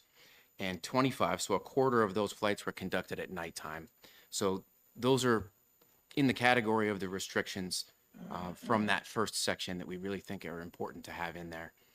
In general, from a threat intelligence perspective, we're an all crimes, all hazards center at the New Hampshire Information Analysis Center. So we look at global trends, regional trends, to see what might be coming. And one of the things that's really stood out to us, and that's kind of captured in some of those slides that I believe everyone should have, is that information sharing, tactics, techniques, and procedures for bad actors to use commercially available systems and modify them. That information sharing is taking place every day on the internet, even just the surface internet, via message boards, particularly as a result of the Russia-Ukraine conflict. That's really kind of showcasing how these commercial systems could be used to execute a kinetic attack or to do pre-operational surveillance ahead of an attack. So we feel like these are really important categories and really appreciate your leadership and support of this effort. Happy to answer any questions you might have. Representative Jambrin. Thank you, Mr. Chairman. Thank you for taking my question. As somebody that uses these for lawful purposes in my town, for the police, fire, emergency management, planning department, that sort of thing. One of the things that I saw in your slides was weaponization of the drones. And if this amendment that we're talking about was to put back in here, under the section 107, if you were to detect a drone that was operating for a nefarious purpose, what would be your course of action? So the first course of action, and that's part of the biggest part of getting this enacted, right? We would contact the local police or us or anybody that has whatever law enforcement has jurisdiction. They would have to go there and immediately deal with that. If we have a nefarious or a weaponized drone, our procedure is that we'll hopefully locate the operator. We'll hopefully get that down, and then we're going to contact our bomb squad to first evaluate that, X-ray it, make sure that it is safe for anybody else to get near it, and then we'll obviously take that in, and then if it's weaponized, more often than not, we'll probably, depending on what kind of weapon it is, there's all sorts of things that would go into that, but we would probably have some of our federal partners involved at that point. As a follow-up, some of those partners would include FBI, ATF, and military? Yeah, depending on what it is, absolutely, sir. Thank you. Representative Newman. Yeah, I have a question, and I think it has to do with the amendment, and it was hard to figure out what was going on with the amendment because you took something out, and so it doesn't show in the amendment what you took out. But I compared it to the original and then compared it to this, and it had to do with, it was a violation for first or second offense, and it was associated with the federal aviation laws or the U.S. laws for that. Is that the part that may be missing? Yes, Representative, 100%. That group came together to come up with all of the things that would mirror what we were doing and what we would like to have happen. Thank you. Representative Pratt. Thanks for answering the question. I have a question about how does property rights come into play with this? I'm so Property sorry. rights, if you're using like, say, night vision at night on your own property, how would that play into it? Is it any different on your own property as it would be in the public? So yeah, absolutely. So the thing about that is we're not asking to regulate any type of airspace. So we can't stop somebody from flying their drone over someone else's house or anything like that. As far as like peering into windows or anything like that, was I think kind of where you're going with the question, that would fall under our other statute in the disorderly conduct statute, that 644-9 statute, that you couldn't do that with any kind of device. Thank you. With regard to Representative Muse's earlier question, as far as dropping random stuff on people, wouldn't that fall under the assault and battery already, or no? It could. It absolutely could. I think anything obviously unprivileged physical contact is simple assault. So absolutely it could.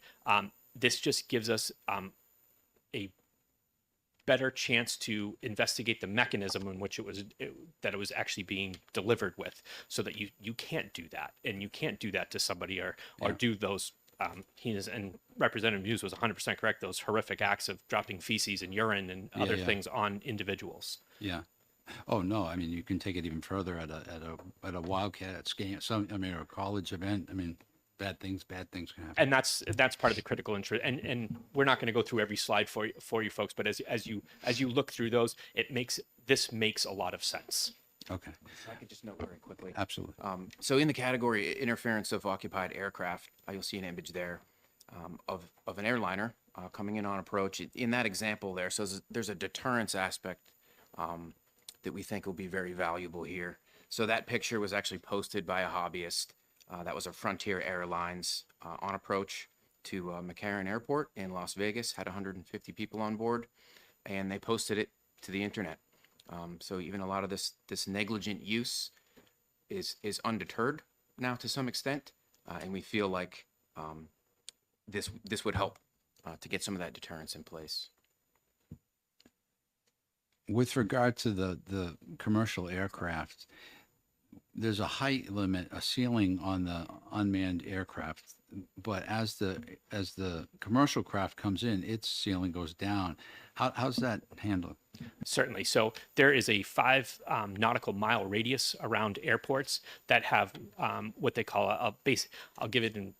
So Concord Airport per se, it's what they call a Lance Airport. So right here over the State House, no one can actually fly their drone. It's 0 feet.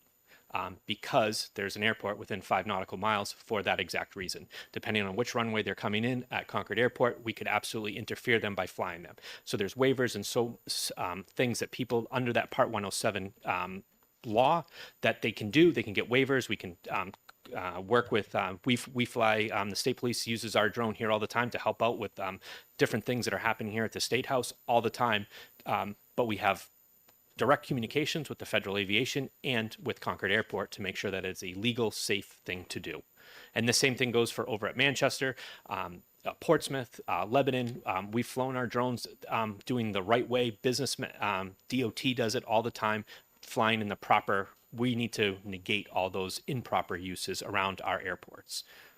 I guess what I'm asking is, for example, where I live is next to Bear Brook State Park, and it seems to be a corridor heading into Manchester because I see them getting lower and lower.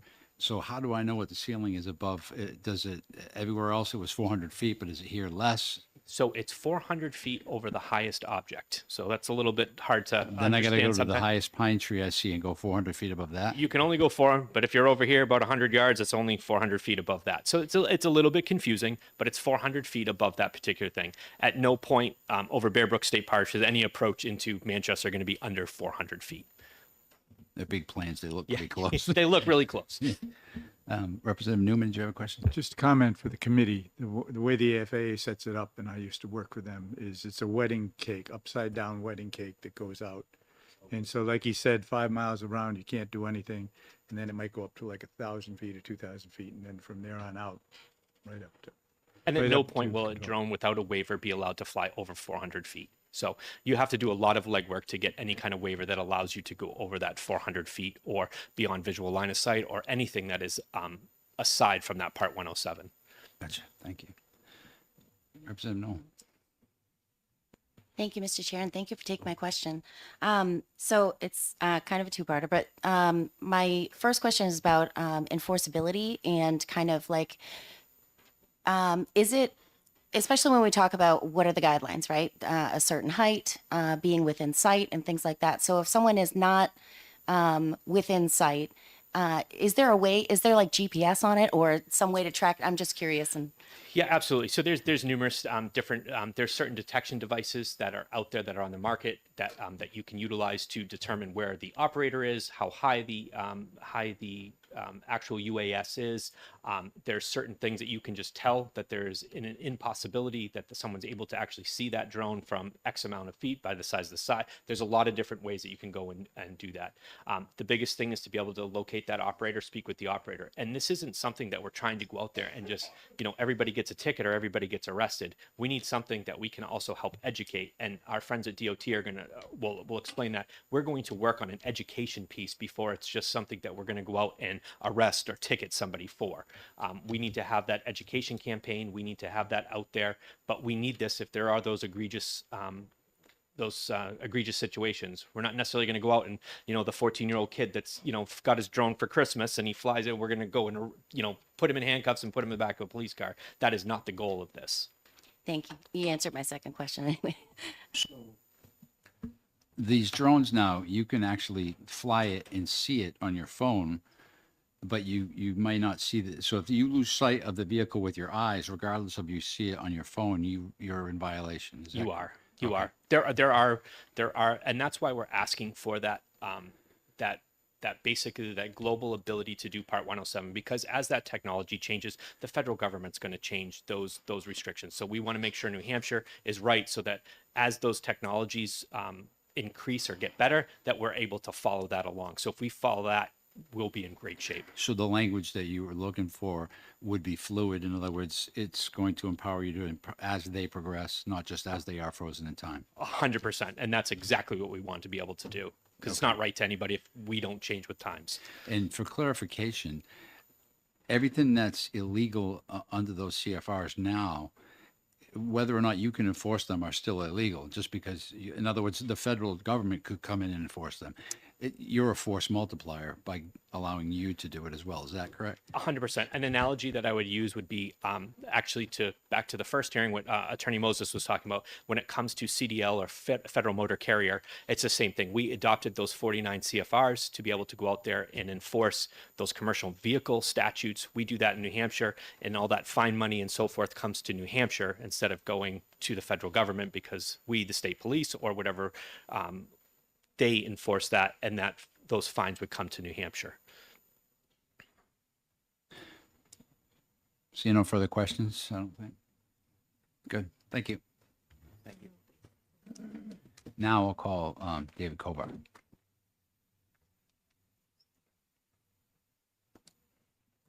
Thank you, sir.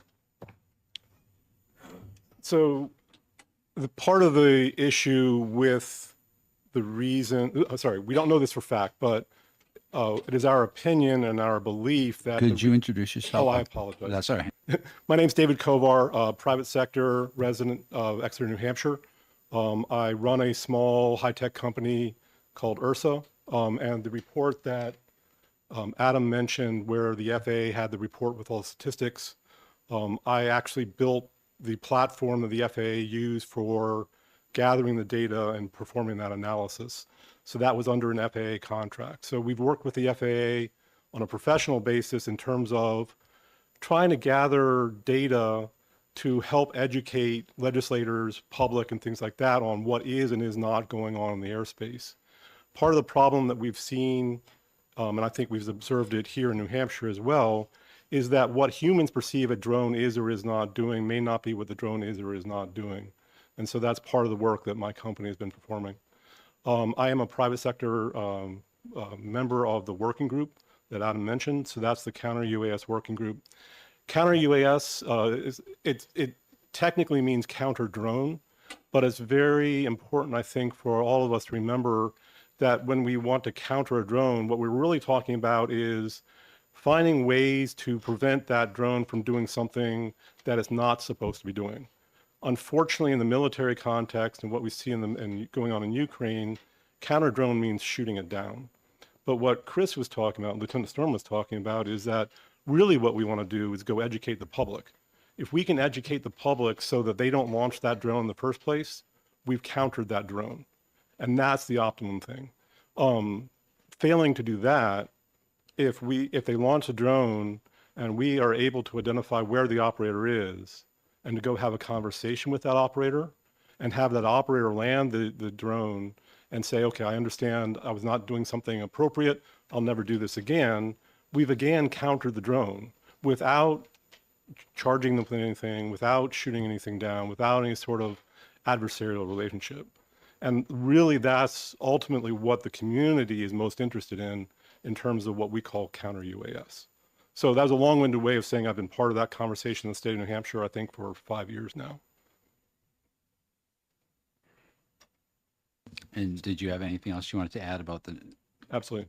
So there's the Association of Uncrewed Vehicle Systems International, is known as AUVSI. They are an advocacy group that's been around for a number of years now. They, and I don't have the date in front of me, I apologize, sent a letter which out to their entire membership saying that they had filed opposition testimony with respect to this legislation. And that I found out about that on Sunday. I called Lieutenant Storm. We both talked about it. I then called AUVSI representatives during that Monday through Wednesday to figure out what exactly was going on. And I explained to them what I think has been explained to all of you. We've put a lot of time and effort into terms of crafting this legislation.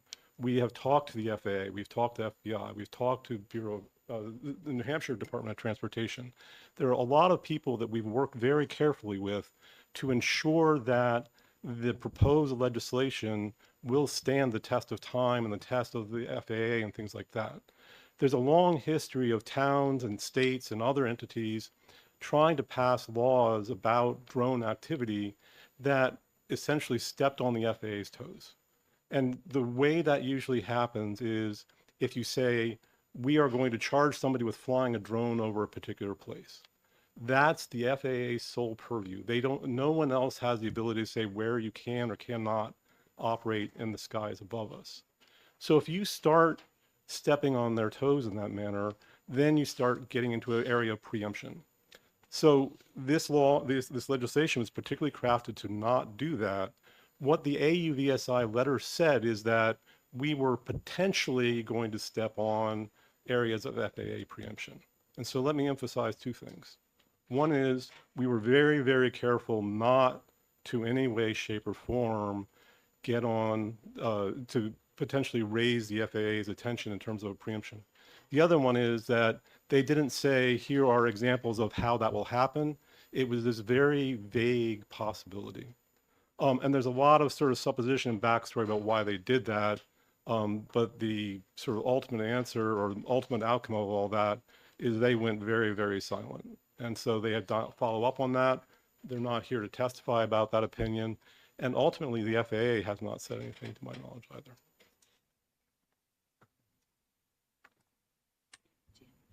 Representative Janvin. Thank you, Mr. Chairman. Thank you for taking my question. In one of the towns adjacent to mine, we have a model aircraft club. They don't fly drones, but they fly model aircraft and line of sight all the time. And some of them are amateur radio operators that use them to go long distances. This would also apply to those people as well? So I will defer to Bureau Aeronautics for the exact specifics, but the answer is essentially, to my knowledge, no. So I'm actually, I have flown fixed wing model aircraft well before drones existed. I'm a ham radio operator. And so one of the things I will say about that community is that they tend to be very compliant. They understand exactly the sort of boundaries within which they operate. And they are exactly the sort of community that we want to support. We want to do everything in our possible to support those hobbyists and those commercial activities. And part of the effort, and this is a national effort, but specifically as represented in this proposed legislation, is that if we can help get what we call the clueless, careless, and criminal out of the air, if we can start reducing the number of those sorts of incidents, then there will be less sort of public pushback on drones in general. And so if we can get this legislation through and we can start having conversations with people and, if necessary, charging them for this inappropriate or criminal activity, then other people will see that the state of New Hampshire is supporting the people such as you're talking about while trying to ensure that the people who are not operating safely are dealt with appropriately. And so that way the public perception is that the people who are flying for hobby purposes or good commercial purposes, and that the people that are flying inappropriately or criminally are being dealt with appropriately within the proper bounds of the law.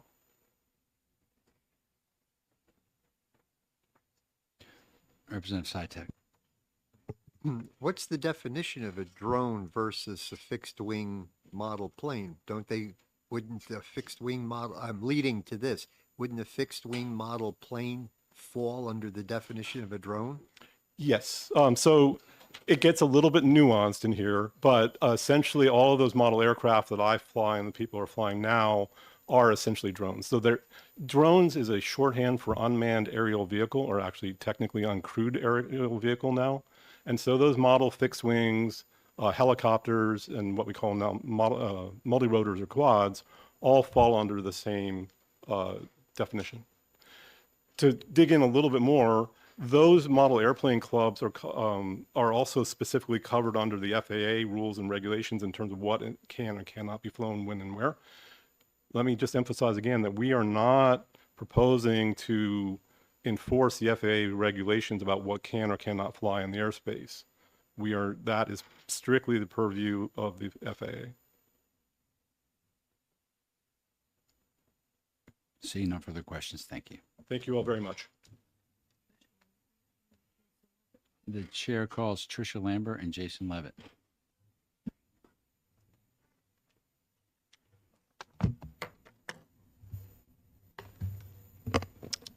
Good morning, Chairman and members of the committee. My name is Tricia Lambert, and I am the administrator for the New Hampshire Department of Transportation Bureau of Aeronautics. I'll let you introduce, and then I'll go after you. Good afternoon. My name is Jason Levitt. I'm the UAS planner for New Hampshire DOT Aeronautics. So I thought I'd just give a little bit of background on who we are and our role. For those that don't know, we are the under RSA 422, we are the regulatory agency for all things aviation in the state. One of the main things we do is we are the liaison to the Federal Aviation Administration. We also are are by statute supposed to promote all things aviation. So I think that our role here, as we're talking about trying to make penalties for people who do bad things with UAS or drones.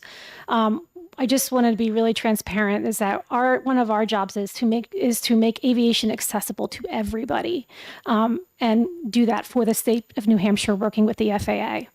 So our role as part of the committee that was mentioned several times was just that. I have been here for probably the last 8 years or so for many different UAS bills, and most of them were here for preemption issues. We pretty much every time it was either the wrong definition. We spent a lot of time trying to get things straight as it would relate back to the FAA.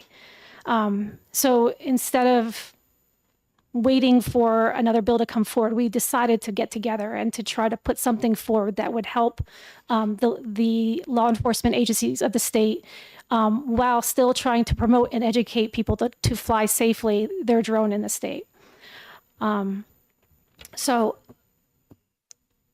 where we're at with it is that as it sits right now, we are unable to support this legislation as written. We are very much in support of going back to look at the language that was put forward to a committee, a subcommittee, if that's the will of this committee, to put together to work with them for that. I had one more thought.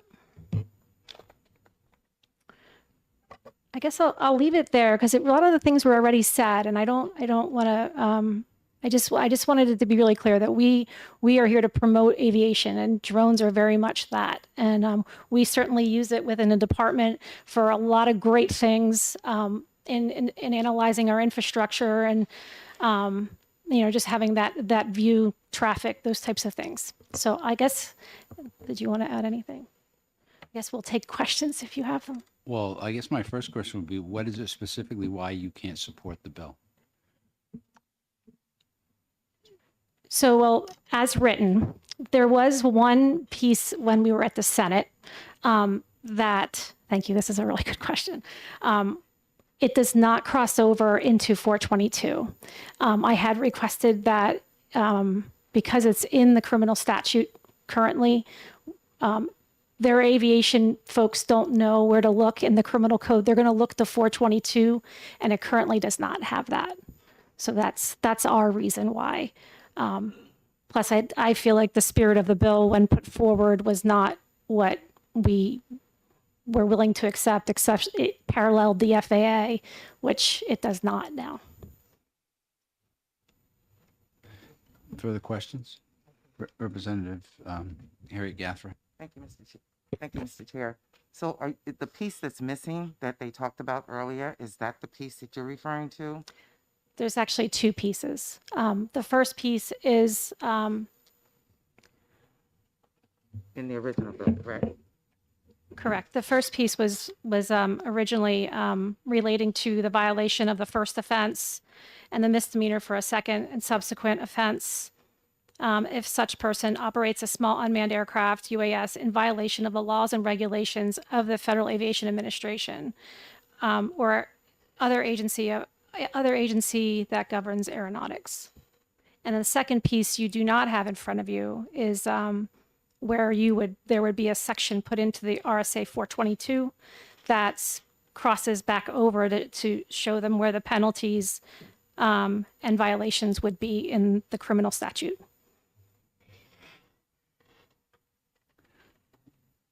Representative Newell.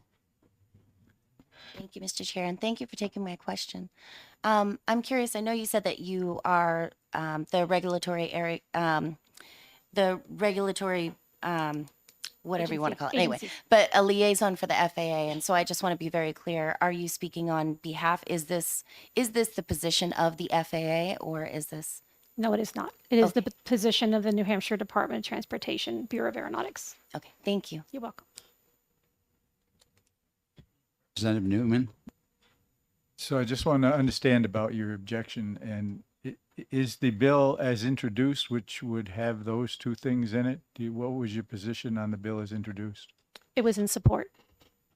Okay, thank you. If I can add, we asked for an amendment for the second piece, which would cross back over into the 422. Thank you. Representative Cameron. Thank you, Mr. Chairman. Thank you for taking my question. The crossover to RSA 422, the question is this. This is a new section, what I'm seeing before me as amended by the Senate, and it talks about UAS, but it doesn't have a definition. So a lot of times when we have a new section of law, we have definitions that are used in that section would be defined. Are they defined in 422? Yes, sir, they are. Thank you for that question. We entered the definition of the UAS to parallel the Federal Aviation Administration several sessions ago, so that way new bills that would come up like this one would be able to use the correct definitions.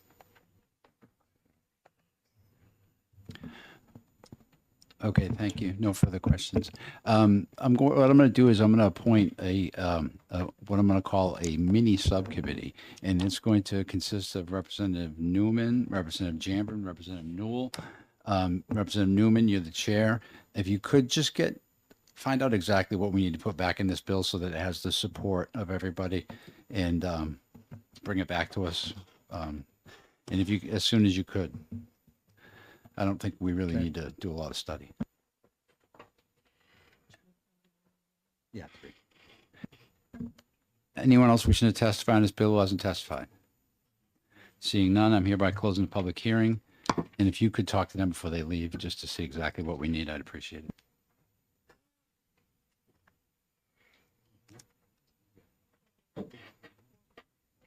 it. Right. Yeah.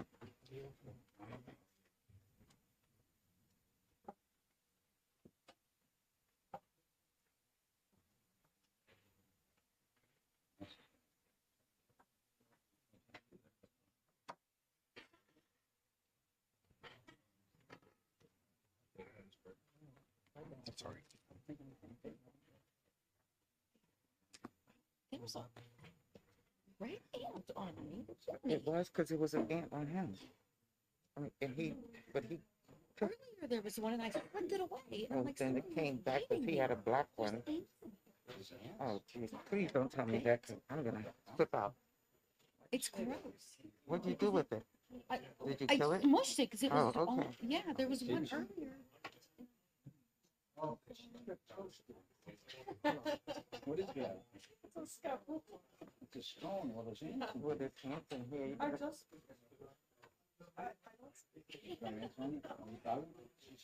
Oh, please. I was like, I thought it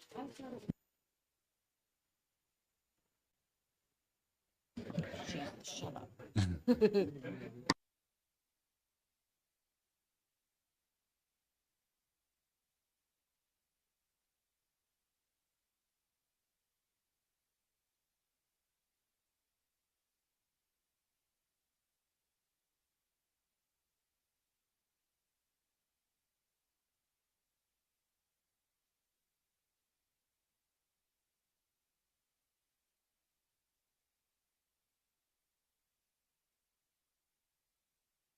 Criminal Justice Committee.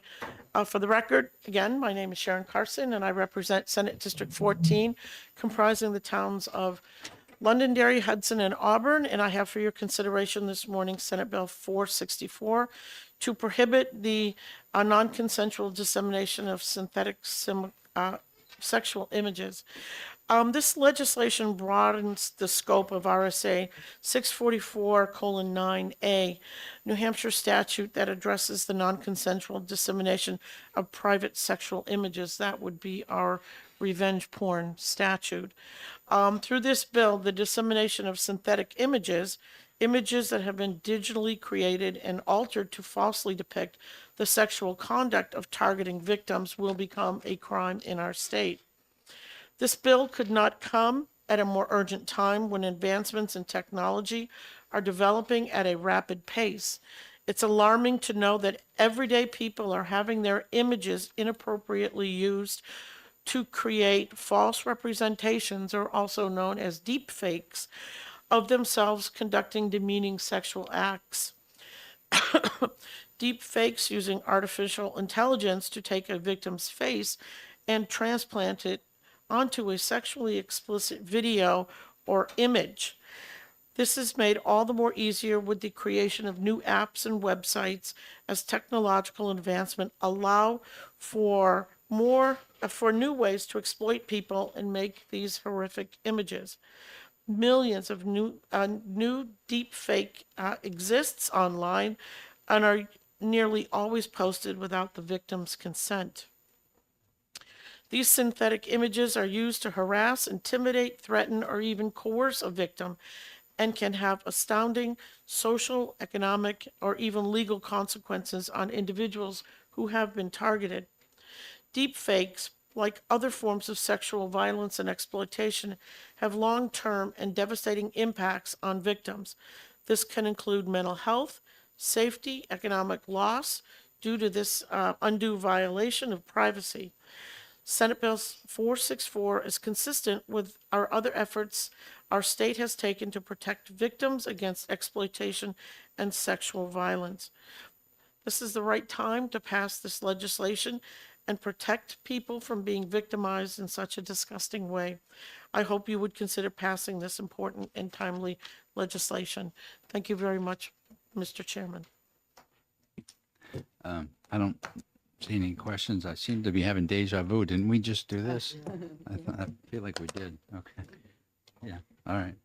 Great minds think alike. We actually passed HB 1319 with Your bill. the same name and identical language. Oh, wow. I thought I was having a senior moment. I'm like, I know I've seen this. On All right. consent. Mr. Thank you. Chairman, we had a bipartisan meeting of the minds. I think you must have, indeed. Thank you. No questions? Thank you, Senator. Thank you very much, Mr. Chairman. Well, that's a lot of people. Eric Kinsman.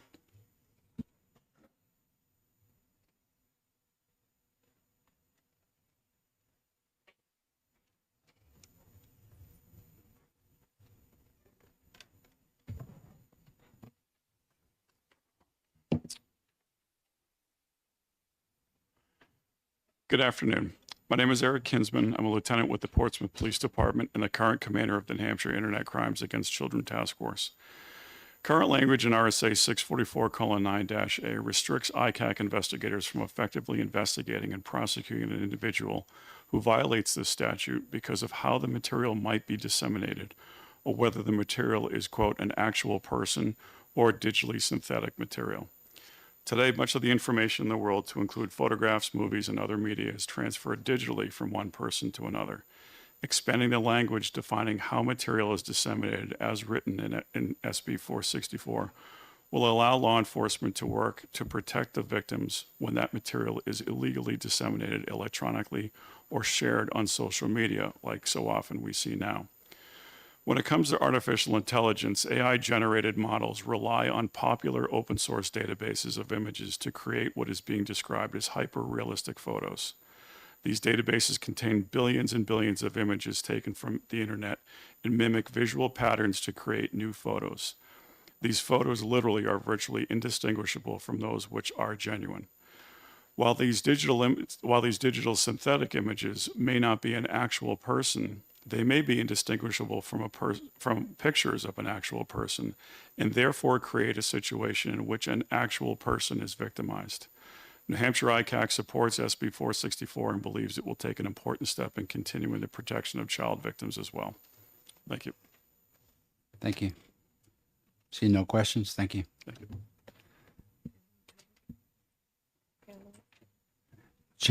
Chair recognizes Pamela Kiley.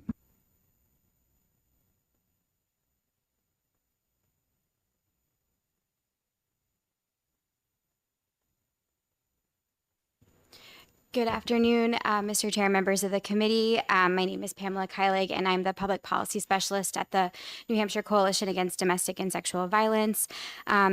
I'm here to speak in support of SB 464. I'll keep it really brief. We also were in support of HB 1319, which already passed this body, and I just wanted to emphasize how grateful we are for the sponsors for bringing forward this proactive legislation that addresses this really critical issue. This is a specific form of abuse that will only increase if we're not proactive and take steps to make sure that the appropriate consequences are in place. And we know that nearly all deepfake content is non-consensual and is a form of sexual exploitation. And so it's also a really egregious privacy violation, which is something that we as a state have worked really hard to address personal privacy issues. And we also have worked really hard, especially in recent years, to take every opportunity to address different forms of sexual exploitation and abuse. So on those principles, we are just really grateful to see this move forward. Thank you very much. Thank you for coming again. Next. Attorney Enders.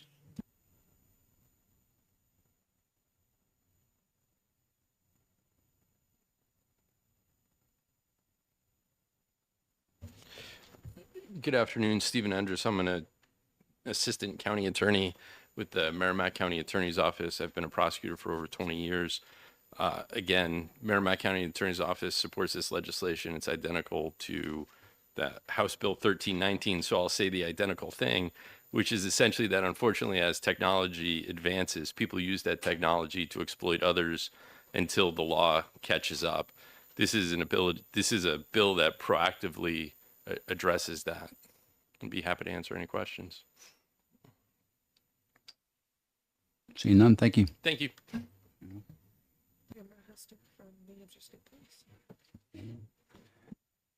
Hester from New Hampshire State Police.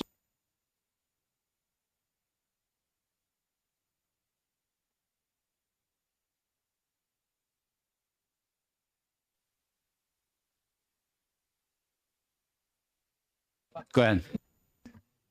Good afternoon, Mr. Chair, members of the committee, as well as the other 3 individuals that have spoken before me. New Hampshire State Police is also in support of this bill, as we were House Bill 1319.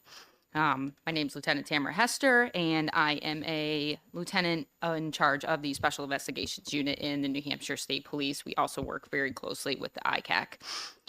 So this proposed bill will amend and expand the scope of the current statute, which will give law enforcement the clear ability to enforce the sharing of material in an online platform. It's no longer necessary to connect with individuals in person in order to share material. It's as simple as a click of a button to generate as well as share an image across multiple platforms, and from there, the image can be circulated around the world. With the advancement of the digital age, it created new forms of harassment and cyberbullying. Since this statute was enacted, technology has evolved, and currently there are numerous software programs available that can generate realistic images or videos that are virtually indistinguishable from a real person. There have been many instances across the country of individuals utilizing artificial intelligence to create fake pornographic images and share them across multiple social media platforms, many of them in a fashion which is considered revenge porn. The sharing of an image that is nearly indistinguishable from a real person and shares the characteristics of that real person can have a crippling effect on that individual's life and create a lasting stigma. It is very difficult, if not nearly impossible, to completely remove something from the internet once it's been distributed. Defendants are sometimes able to avoid being criminally charged by taking images of real individuals and altering them in a computer-generated fashion to which it's no longer a real person, and this statute will change that. This additional language will support evolving technology and the ability for individuals to quickly and easily distribute images through social media platforms as well as electronic service providers. We feel that as law enforcement and government officials, it's our duty to seek as well as prevent and get justice for those who have been sexually exploited. Thank you. See no questions. Thank you for your testimony. Thank you. Anyone else wishing to testify on this bill who has not testified already? Seeing none, I hereby close the public hearing. We will reconvene at 1:30 for our executive sessions.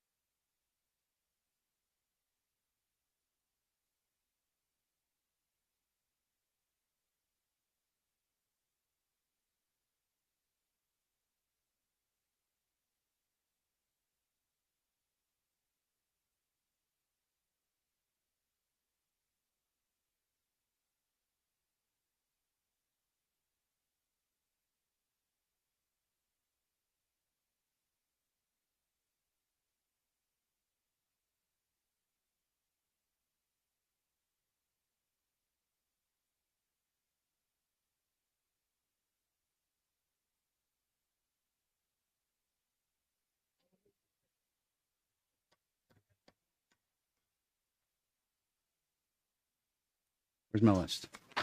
Okay, I'm opening the executive session on Senate Bill 482, and I recognize Representative Stone to make a motion. Thank you, Mr. Chair. I'd like to make a motion, ought to pass for SB 482. I'll second. Right, would you like to speak to your motion? Mr. Chairman, I would. I think this bill is definitely needed, and it will fill the gap that they're feeling is an issue when it comes to security clearances and evaluating who should have them and who should not. And I don't think we should hamper it, and I think we should assist them in making it more streamlined. Representative Gathright, would you like to speak to your second? That was well said. Thank you. Any discussion? It was pretty clear that our military folks in the state need this so that they can more quickly process people through. Right now, they said they're chasing down and fighting with people trying to get records. So if we can help them out, let's help them out. Any further discussion? Seeing none, I would ask the clerk to call the roll. The motion on the floor is ought to pass.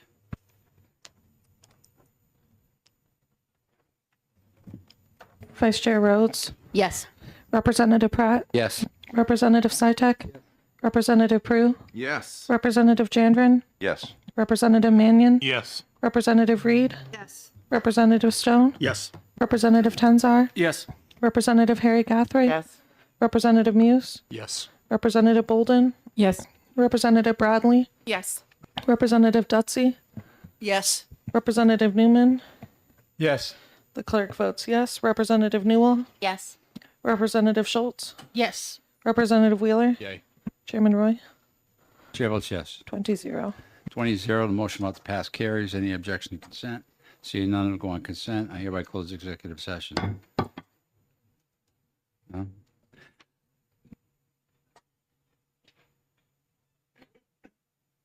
With that, I open the executive session on Senate Bill 415, and I recognize Representative Rhodes to make a motion. Thank you, Mr. Chairman. I move interim study. Can I get a second? Second. Seconded by Representative Prue. Would you like to speak to your second? Excuse me, your first. Sure. There was several bills that we heard that day. A lot of them kind of go around and around and touch on the same subject. This particular bill, if you look at line 19 on the first page, it talks about quantity of 5 grams or more, including alternates and a bunch of other words. And there is a bill that is being heard in the Senate right now that has a higher amount than that. So the thought was to interim study this one and wait and see where it goes. And if we have to, we can do something with it over the summer. Would you like to speak to your second? I'm in agreement with the Senate bill, watching that and see what happens, and we'll have this as backup.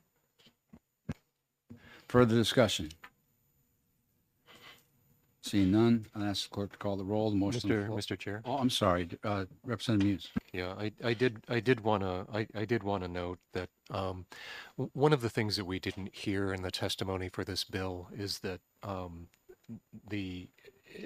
there doesn't seem to be much evidence that mandatory minimums of any kind really impact this type of behavior. They feel good to do. But I think that there's evidence that shows they're not particularly cost effective, especially when you consider that we can be investing in actually helping law enforcement better enforce our existing laws, when it comes to drugs, as opposed to incarcerating people for longer times. Our penalties in New Hampshire are quite severe for these types of drug offenses. So I just wanted to note that that the idea of pushing this bill to interim study isn't necessarily so we can pass another bill with the same issues. Thank you. Further discussion? Seeing none, I'd ask the clerk to call the roll. Motion on the floor is interim study. Vice Chair Rhodes, Yes. Representative Pratt, Yes. Representative Sitek, Yes. Representative Prue, Yes. Representative Jandrin, Yes. Representative Mannion, Yes. Representative Reed, Yes. Representative Stone, Yes. Representative Tenzar? Yes. Representative Harry Gathright? No. Representative Muse? No. Representative Bolden? Yes. Representative Bradley? No. Representative Dutsey? No. Representative Newman? No. The clerk votes yes. Representative Newell? No. Representative Schultz? Forgive me, Madam Clerk, but what is the bill number we're voting on right now? SB 415. Thank you. I vote no. Representative Wheeler? Nay. Chairman Roy? Chair votes yes. 12 to 8. Question of the chair. The motion was interim study, correct? Correct. Thank you. 12 to 8, the motion of interim study carries. Who wants to do the minority report? Representative Newell is doing the minority report. Who's going to do, who made that one, you? Okay. Just for clarity, I'd like these by no later than Tuesday, please. With that, I close the executive session. I open the executive session on Senate Bill 414, and I recognize Representative Stone to make a motion. Thank you, Mr. Chair. I'd make a motion to pass SB 414. Second. Seconded by Representative Rhodes. Would you like to speak to your motion? Mr. Chair, I would. I think we've heard enough in this committee on the dangers in the life or death situations occurring from fentanyl use. And I think it's a prudent thing to do to have enhanced penalties for fentanyl, especially with death resulting in this state. We need to send a message that we're not going to be tolerating the drug dealing with involving fentanyl on any level. And I think this sends a good message to everyone. Thank you. Representative Rhodes, would you like to speak to second? Stone took care of it. Thank you. Discussion. Representative Bolden. Is anyone on the committee aware of the penalty for fentanyl possession? How does it compare? Stand by. You have the bill? Do you have the bill? 414? Yeah. I'm not sure.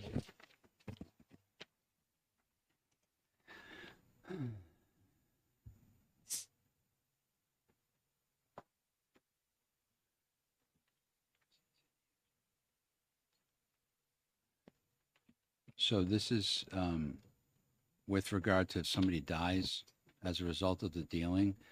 So this is a minimum of 10 and up to life. So it's significantly stiffer than the penalty for possession of fentanyl itself, I believe. It looks, just a quick Google, it looks like it's 3.5 to 7 years for possession.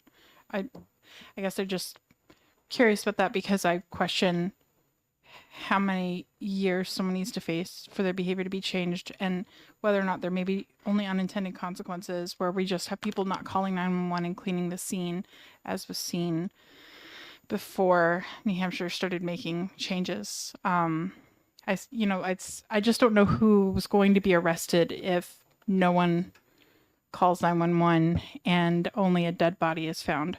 I'm not sure who we'd be punishing other than the victim. Further discussion. Representative Wheeler. Thank you, Mr. Chairman. I voted against interim study on the last one. I'll vote against these mandatory minimum bills, very simply put, because I believe in judicial discretion. I believe that the judges don't and wouldn't necessarily appreciate the legislature telling them that we know better on these issues. And I think that when it comes to their discretion to see a person, some people deserve high sentences. I think the judge can determine whether or not they do. Some people might not.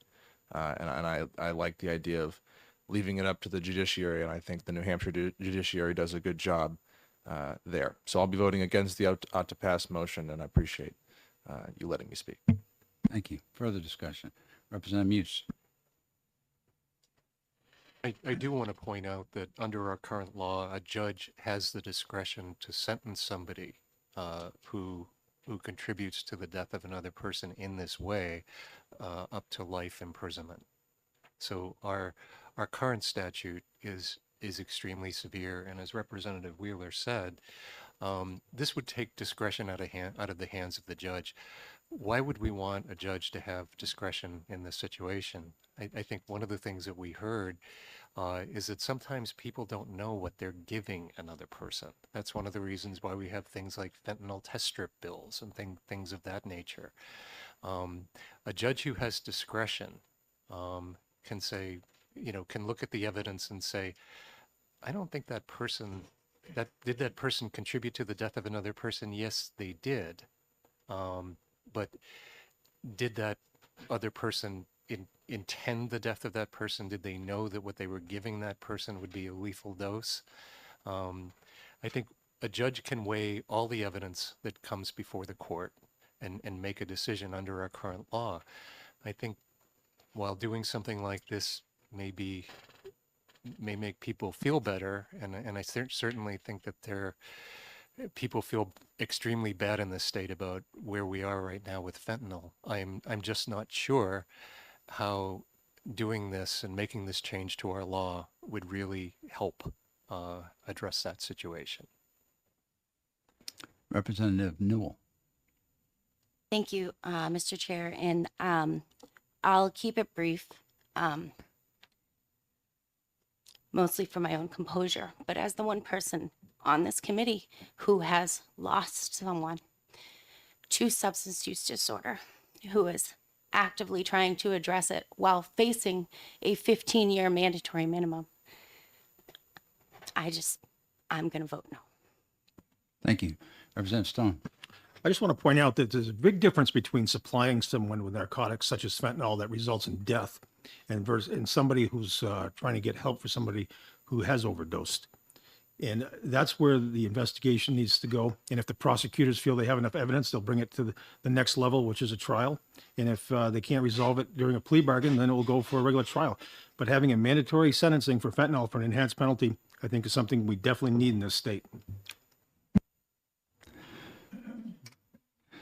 Representative Bolden. It's odd to argue for investigator discretion and against court discretion, but I just would genuinely, there's very solid behavioral science to show that this will not positively impact behavior in terms of saving lives. This will most assuredly result in people in a tough situation making the decision to abandon an overdosing person who has roughly 3 to 5 minutes before brain damage sets in and not much long after before they are dead. In these moments when someone is overdosing, 911 needs to be called immediately, or the consequences can be irreversible or it could lead to death very quickly. And if someone has in those few minutes to decide between calling 911 or getting themselves in trouble, I would hate for this legislature to set them up so that they're more likely to avoid trouble than to save a life. And I would really hate for some sort of partisan mindset or a desire for people to work with certain team members in the legislature to be a driver for situations in which 911 simply needs to be called. There have been many people in this state who died of overdoses from trying a drug the first time. We're talking about young people who tried something for the first time, didn't know what was in it. The person who gave it to them didn't know what was in it. Why should those people have to die because we want to tell ourselves that we're going to hold the people who gave them the drugs accountable? And if we want discretion in the investigative process, then we should also have discretion in the sentencing end of things.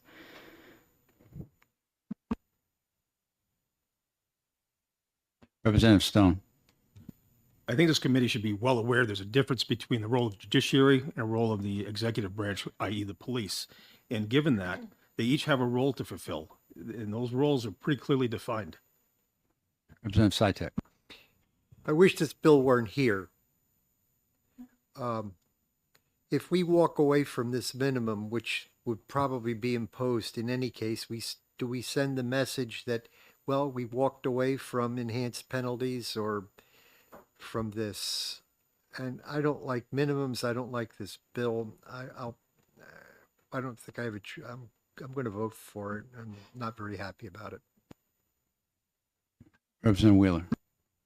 Thank you, Mr. Chairman. Very quickly, I just want to say, if this bill specified an amount of fentanyl that was one that only suppliers and big manufacturers would be using, maybe I'd have a different opinion about it.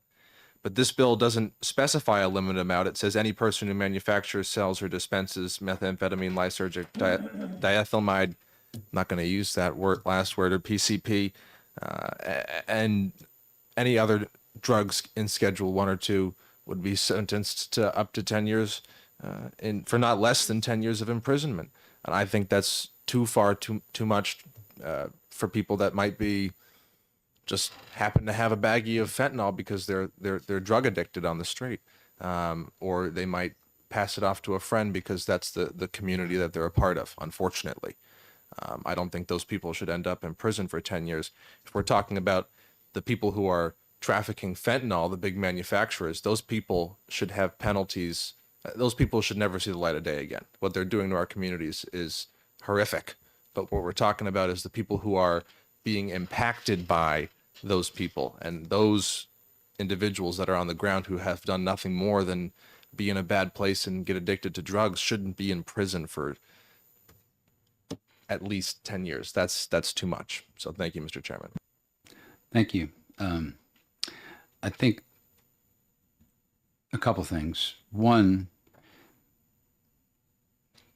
as far as your point, getting the people higher up, the way you get those people is through information from informants. And the way you develop informants is when they are facing a stiff penalty in jail. So you arrest someone because someone died and they gave them a small amount of fentanyl and they have facing a 10-year minimum mandatory, they're going to be much more cooperative and they can plead that down and they don't have to do the 10 years. So there's different tools that you can use. And sometimes we even heard during our bail hearings from someone who was a convicted felon himself for dealing drugs recommend to us, you want to fix this problem, you need to bring back minimum mandatories. That's from someone who actually has watched people die and who actually helped people detox in his own garage, if I recall correctly. So that people can have different opinions and come to different results, but there is something to be said for both sides of the argument. I think that we know where everybody's. Are you going to say something different? And it's not going to be something about partisanship or something? Okay, go ahead. We also heard testimony from people representing the recovery community, professionals in the recovery community, people in recovery who argued against this legislation. And I think it's worth reiterating that we don't need to be discussing what the threat of jail time will mean for someone, because I guarantee you there will be people who opt not to notify the authorities when they've contributed to the death of another. The difference between a mandatory minimum 10 and the potential time for possession alone is so slim. If they're already violating the law against possession, how is their behavior going to be any different? I don't believe that this will motivate anyone to call 911 and save a life. I think this will motivate people to leave the scene. We won't have people serving mandatory minimum 10-year sentences. We'll have more dead bodies. Further? Seeing nothing else, I'd ask the clerk to call the roll. Motion on the floor is up to pass. Vice Chair Rhodes? Yes. Representative Pratt? Yes. Representative Sytek? Representative Prue? Yes. Representative Janvrin? Yes. Representative Mannion? Yes. Representative Reed? Yes. Representative Stone? Yes. Representative Tenzar? Yes. Representative Harriet Gathright? No. Representative Muse? No. Representative Bolden? No. Representative Bradley? No. Representative Dutsey? No. Representative Newman? No. The clerk votes no. Representative Newell? No. Representative Schultz? No. Representative Wheeler? Nay. Chairman Roy? Chair votes yes. 10-10. 10-10, the motion fails. It's open for further motion. Representative Wheeler, would you like to make a Mr. motion? Chairman, I'd move ITL. Can I have a second? Representative Bradley. Representative Bradley seconds. Motion is by Representative Wheeler. Would you like to speak to your motion? Would you like to speak to your second? All right. I'd ask the clerk to call the roll. The motion is now inexpedient to legislate. Vice Chair Rhodes? No. Representative Pratt? No. Representative Sytek? Representative Prue, No. Representative Janvrin, No. Representative Mannion, No. Representative Reed, No. Representative Stone, No. Representative Tenzar, No. Representative Harry Gathright. No.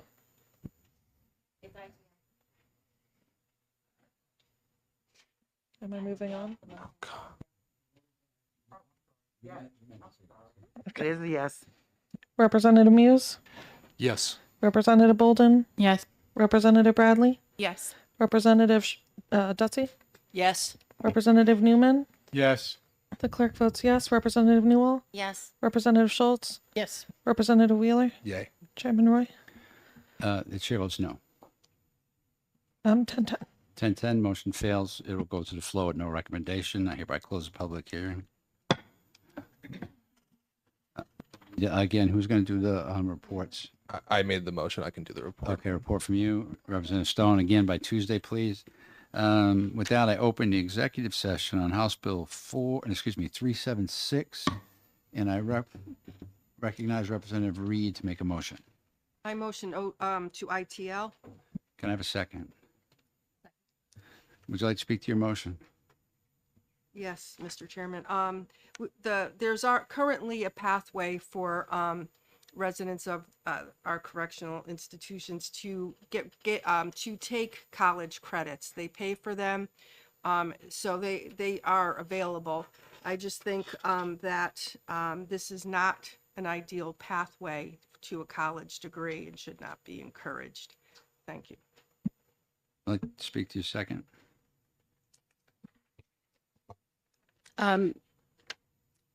Basically, what Representative Reed said is what I would say. I do remember that I asked some specific questions about education that is currently offered, and I do believe that they went into great detail about that.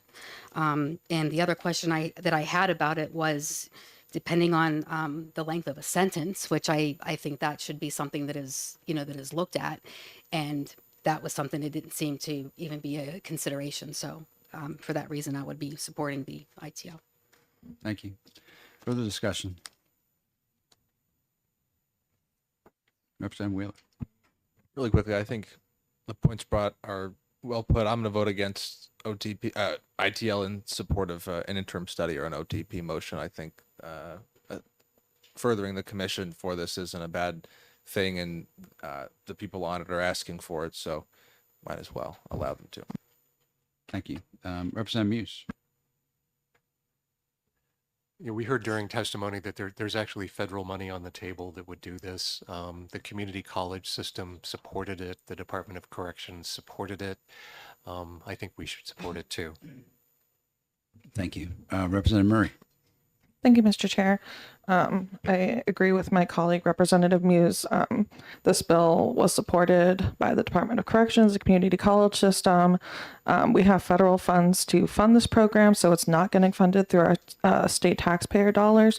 In addition, this isn't about there not being programs currently in our Department of Corrections for college degrees. It's about a planning group that can better work with the colleges to make sure that the programs and the whole system works adequately, and that we are offering a full range of those programs.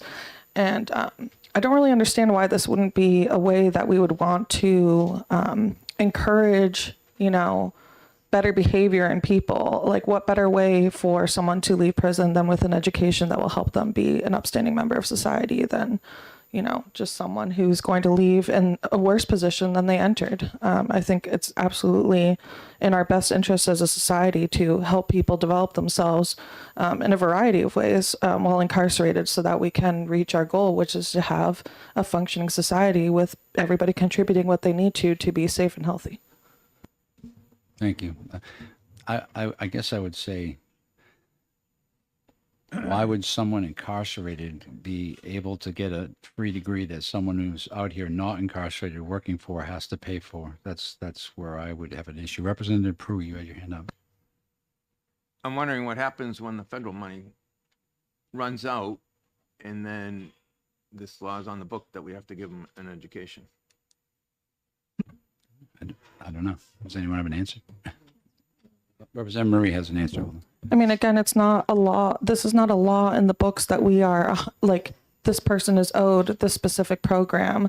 This is just creating a planning group that can maintain a program of education while working with the community colleges. So there's nothing that's like set in stone by this bill that couldn't be changed in the future if the funding changed. And I do know that came up in the testimony as well. I'm trying to find what the answer to that was. But if I find that, I will answer. Sure, okay. Representative Reed. Thank you, Mr. Chairman. The money, the Pell Grant money that these inmates can't access currently. It's been my understanding that the college classes are available to people currently, and they are underutilized. Not many of the inmates do take advantage of the opportunities provided to them presently. The Pell Grants, yes, that would be would continue. It's the Alliance grant money that potentially would run out, and that then would be on the taxpayers to continue funding. And also it is sends, I think, the wrong message to the people who work and pay their way through college, as opposed to having it handed to them for free. Representative Murray, you had an answer on the Yes, money. thank you. Basically along the lines of what Representative Reed was saying, but that the grant funding we have is just for the startup of the program. It's not in regards to any, like, it's not, the grant funding is not funding the college programs themselves. It's just funding the starting up of this program and the setting it up. So those fees actually shouldn't be reiterating as the program goes on, because the Pell Grants will cover the actual funds that would be needed. And in terms of saying that, upstanding citizens aren't offered the same opportunity, Pell Grants obviously also are available to people outside of prison who fall into the parameters required. They do, as long as they don't make too much money. And if they work and they have a job that pays reasonably well, they don't qualify for Pell Grants. But anyone, what? Yeah, exactly. But if you're in prison, you obviously qualify because you don't make any money. Representative Wheeler.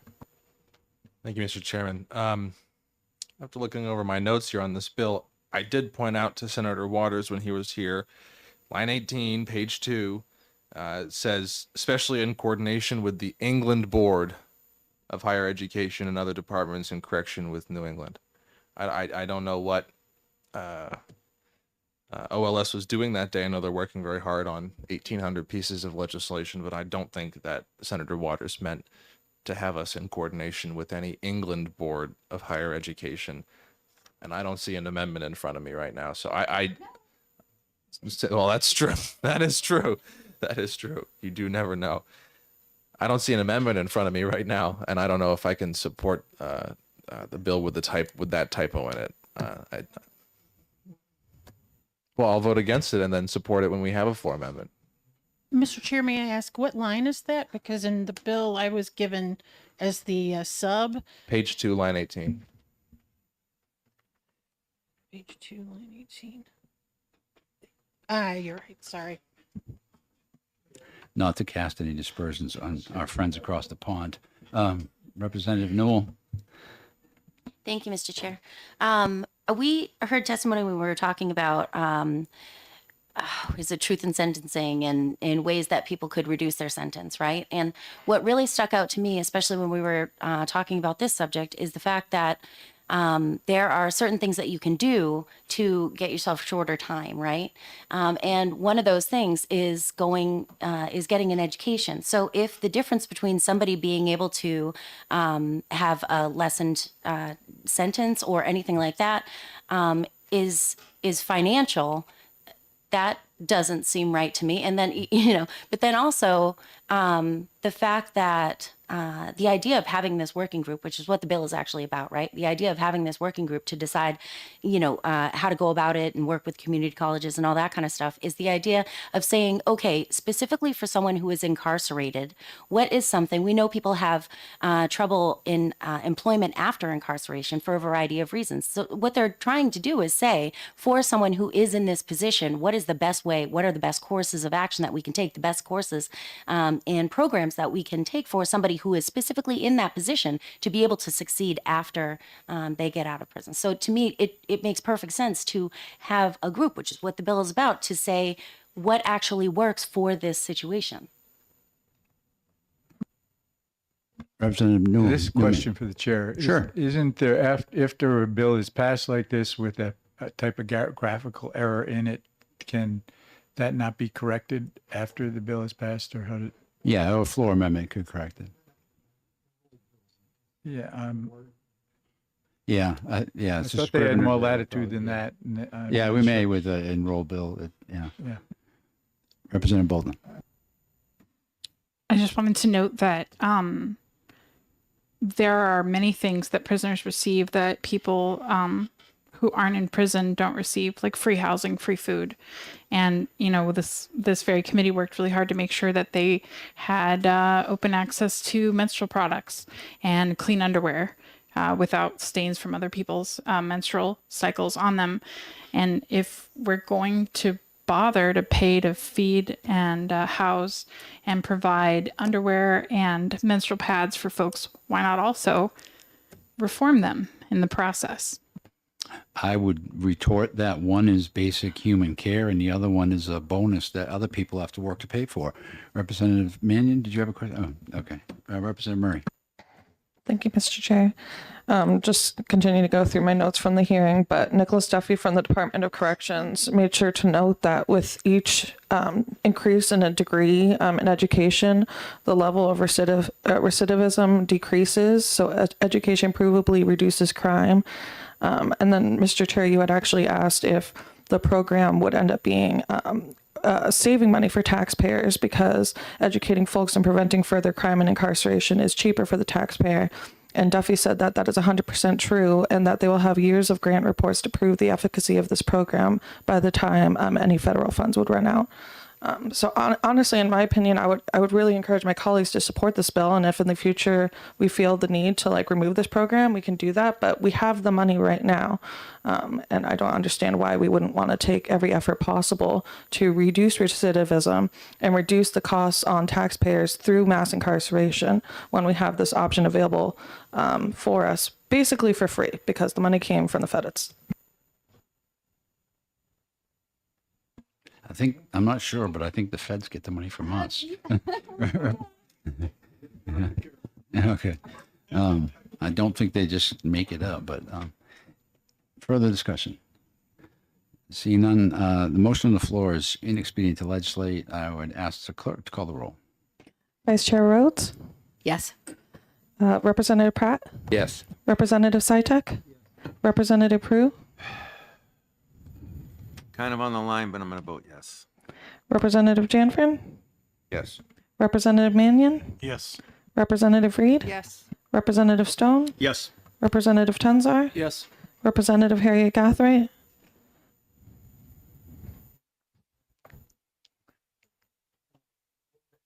Yeah, no, Representative Muse? No. Representative Bolden? No. Representative Dutsey? No. Representative Bradley? No. Representative Newman? No. The clerk votes no. Representative Newell? No. Representative Schultz? No. Representative Wheeler? No. Chairman Roy? Chair votes yes. 10-10. 10-10, motion fails. Motion, bill is open for further motion. Point of order, Mr. Chairman. Yes. If a vote fails 10-10, do we have to make the other vote in order for it to be without recommendation, or it's 10-10? Yeah, you have to exhaust the other motions. Otherwise, you haven't completed to no recommendation. Trust me, I don't want to keep reading these. Can we do what finance does and just do the hand thing? Yeah, I don't think so. I didn't even know that they did that. They do. That Weiler explains just what has happens everyone to all raise the their money and hand. The bills we do.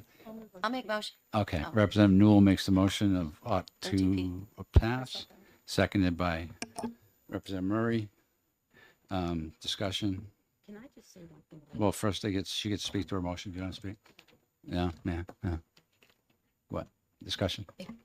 Well, what I didn't say last time, because I didn't think I needed to, I thought it was already said, but there was a very specific reason I asked about the length of the sentence.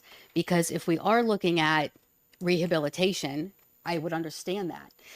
However, to say that we have to do all of these things to help rehabilitate a person, I believe that all of us that were here working on the bail bills all summer, we have said and done a lot to show that we don't want to just quote unquote throw people in jail. And at the end of the day, if you have a victim that say they do have a college degree and they are working diligently to go to work every day and pay back that loan, but now they're looking at default because of the victim status that they have, where they are now not able to continue to have that job. How is that fair to them? Right? So if we're looking at people when they're getting out of jail, that's not what this bill says. So if you have a person that is in jail for a life sentence, to say that they're going to have a better education than the person that they have victimized, I can't support that. And that is why I won't support the off-the-pass motion. Further discussion. Representative Murray. Thank you, Mr. Chair. I definitely hear your concerns, Vice Chair. I think in my mind, when you brought that up to, I think it was the individual from the Department of Corrections, he mentioned that, folks with a life sentence would be at the back of the line and less likely to be able to take advantage of those programs. But additionally, I would say people usually do have the option of parole, so they still have the chance of entering society. And also you can even just think of like the impact that has on their fellow inmates. If you have someone who's like a violent individual or an unwell individual who can continue to improve in prison, like that person will have an impact on the inmates around them. And if you have someone like that wreaking havoc in prison, that's not going to have a positive benefit on the rest of the incarcerated individuals and could put them in a position where they're going to come out even worse. Yeah, there's so much to go into, but I just think that overall it's a benefit to society as a whole to help everybody become a better person. Yeah, that's just my position. Thank you. Representative Dutzy. Yes, would it be appropriate for me to make a comment from the county level? Okay, thank you.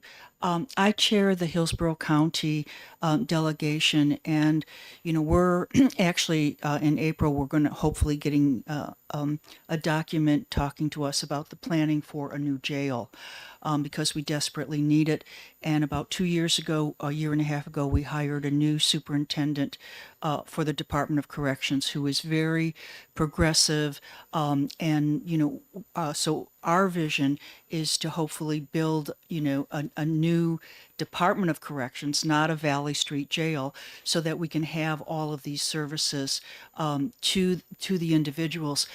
Recently, we asked for a report in terms of the number of days people served in the county jail.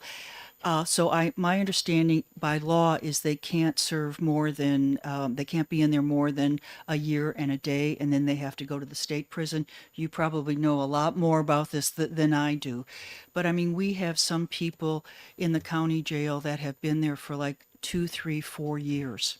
Okay, it is routine when you look at the amount of days that they've been there, that they've been there for 9 months, 11 months, just awaiting trial. So, I mean, if we can look at things where we can take that time and begin to have programs that help them work on all of their issues and get them to move forward, I mean, that's clearly something that on the county level, that we want to do. So I just wanted to give you kind of that background. Thank you for sharing. Representative Stone. Yeah, just to clarify, this was geared towards the New Hampshire Department of Corrections, not any of the county facilities, since they all operate independently.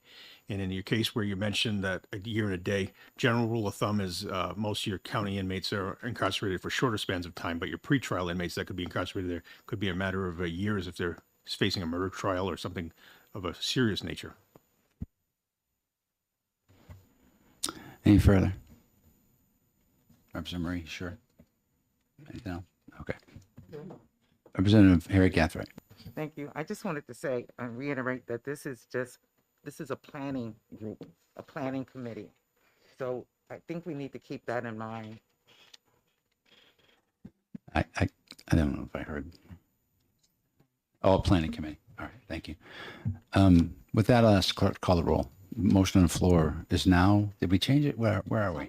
Ought to pass now. I think we're on ought to pass. Vice Chair Rhodes, No. Representative Pratt, No. Representative Sitek, Representative Prue, No. Representative Janvrin, No. Representative Mannion, No. Representative Reed, No. Representative Stone, No. Representative Tenzar, No. Representative Harry Gathright, Yes. Representative Muse, Yes. Representative Bolden, Yes. Representative Bradley, Yes. Representative Dutsey, Yes. Representative Newman. Yes. The clerk votes yes. Representative Newell, Yes. Representative Schultz, Yes. Representative Wheeler, Yay, but you should read your bill before proposing it. Chairman Roy, Chair votes no. 10-10.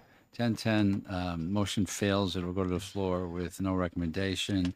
And I close the public hearing. Who made the motions on that? Representative Newell and Representative Reed. Cross motions. I need the reports, please, by Tuesday. And what's up next? With that, I open the executive session on Senate Bill 322, and I recognize Representative Stone to make a motion. Thank you, Mr. Chair. I'd like to make a motion ought to pass of SB 322. I'll second. And that was seconded by Representative Harry Gathright. Would you like to speak to your motion, Mr. Representative? Chairman, I would. During our testimony, it was quite disturbing to think that a chief of police, which is usually whether you're a one-horse town or a large agency like Manchester, has the authority and the duty to sign pistol permits in this state as designated by law, and that there were some that felt they weren't obliged to due to liability concerns. The chiefs of police have the ability upon application to run a criminal background check to see suitability and also have local contacts. And if they choose to deny it within 14 business days under law, they have the ability to do so. There is a mechanism to appeal if you are denied to the district court or circuit court now. And it's just, this needs to happen. They need to take their oath seriously. They need to take their job seriously. They need to complete it and sign these pistol permits. I can't imagine being out of state, one that we have reciprocity with, and handing them a blank pistol permit filled out with my descriptors, but yet it says, in compliance with RSA 159, or it's just left blank. I think that's very problematic for anybody who pays the fee to get the license, which they're not obligated to get any longer. And those fees should be noted are kept in the local coffers. They don't go to the state unless it's a non-resident permit. Representative Harry Gathright, would you like to speak to your second? I agree with my colleague, but I also want to mention that it was approved by law enforcement as well. Supported by law enforcement as well. Thank you. I would add to the discussion the fact that you don't need a pistol permit in New Hampshire unless you're going to travel to go to another state for reciprocity purposes. So to deny a permit or to not sign it and let somebody have to go off to another state, I just think, but I'm going to be charitable and assume that he really did worry about liability, and we've taken care of that. So let's pass it. Any further discussion? Seeing none, I'll ask the clerk to call the roll. The motion is ought to pass. Vice Chair Rhodes, Yes. Representative Pratt, Yes. Representative Sitek, Representative Prue, Yes. Representative Janvrin, Yes. Representative Mannion, Yes. Representative Reed, Yes. Representative Stone, Yes. Representative Tenzar, Yes. Representative Harry Gathright, Yes. Representative Muse, Yes. Representative Bolden, Yes. Representative Bradley, Yes. Representative Dutsey, Yes. Representative Newman. Yes. The clerk votes yes. Representative Newell, Yes. Representative Schultz, Yes. Representative Wheeler, Yay. Chairman Roy, Chair votes yes. 20-0. 20-0, the motion of ought to pass carries unanimously. Any objection to consent? Hearing none, it will go on consent. I hereby close the executive session. Hereby open the executive session on Senate Bill 316, and I recognize Representative Janvrin to make a motion. Mr. Chairman, I move on to pass on Senate Bill 316. Second. Seconded by Representative Mannion. Would you like to speak to your motion? Yes, thank you. As somebody who lives in a town that borders our neighbors to the south, I've personally witnessed trafficking into the state of New Hampshire from that Commonwealth. And I've actually lost a lot of friends and colleagues. So I'd love to see this pass. Representative Mannion, would you like to speak to your second? I think Representative Chairman covered it. I actually brought this exact bill, I think, 4 years ago, and it didn't make it off the floor, and I don't know if this one will either, but I support it just like I supported the one I wrote, which is mysteriously exactly the same language as this one. But having said that, my concern is, again, we heard some discussion earlier about the effect or non-effective minimum mandatories. And someone said something about, well, if it was trafficking, this is trafficking. These are people that are bringing quantities of drugs into our state that can only be for dealing. It's not personal use. This is someone who meets the threshold for dealing drugs. And they're coming from, and we know this, we're coming from two specific places in Massachusetts, Lowell and Lawrence. The police departments have testified to it. It's on the record. We know where they're coming from. It's a pipeline, New York, up to there, and then it splits up and comes up here. They're bringing this poison into our state and killing our children. We have to stop it somehow. If we could get the people who are supplying the large amounts, we heard testimony earlier about how, these are just people who are addicted and we don't want to send them to jail because of their addiction. Well, these people that are doing this are the ones who are pumping it into those people. So that's where I stand on this bill. This is after people who are spreading this poison out and bringing it in. Further discussion. Representative Muse. Just like to say that in our current statute, a person who actually transports or possesses with intent to sell can be sentenced to imprisonment of not more than 30 years. So, again, what I would say is that currently our judicial system has the discretion to apply an extremely severe sentence to somebody who transports these materials into New Hampshire. Frankly, I understand why bills like this are submitted, but the reality is that to a large extent they're political theater, and they really won't help us accomplish anything. And I wish we could somehow turn our attention towards doing things that would actually help solve the problem. Thanks. I would respond by saying that they're not political theater, and the people who propose them think that they will help solve the problem. I would also submit that someone who comes here and is arrested for possession intent is eligible for bail. And oftentimes they make bail and we never see them again because they're either not from the state or not from this country. And when they are here arrested on being held on a minimum mandatory, they will not make bail and they will stay and they will serve their sentence. And that's really the thing is we want people, when they say, hey, this fentanyl needs to be moved up to Manchester today, I want them to look at each other and say, no, you go, because I'm not going up there because they'll put me away for at least this long. And that's what we want, discouragement. Representative Reed and then Stone. Thank you, Mr. Chairman. We had testimony from a person who was trafficking drugs into New Hampshire, and he spent time in federal prison for it. And he said the reason he came to New Hampshire was because our drug laws were really lax. He said that it was easier to go to New Hampshire and make a lot of money selling drugs here than it was to take a risk to go to Maine. So he saw us as a lucrative place to sell his drugs because of our lax laws. Thank you. Yes, I recall that testimony. Thank you. Representative Stone, did you ever hear? Yes, thank you, Mr. Chair. With drug trafficking from out of state, we have a problem, and we address drug problems on many facets. We hear about harm reduction, where we focus on the users or the victims of the drug trade, but we have to have some accountability for the individuals who are making the money and profiting off the misery of our citizens. And what better way to do it than to send a message that says that if you get caught trafficking drugs into this state, you will be held accountable. I don't hear the word accountable very much in this committee, just like I don't hear and focus on the victims as much in this committee. And I often wonder why that is, since this is criminal justice and public safety. Representative Newman.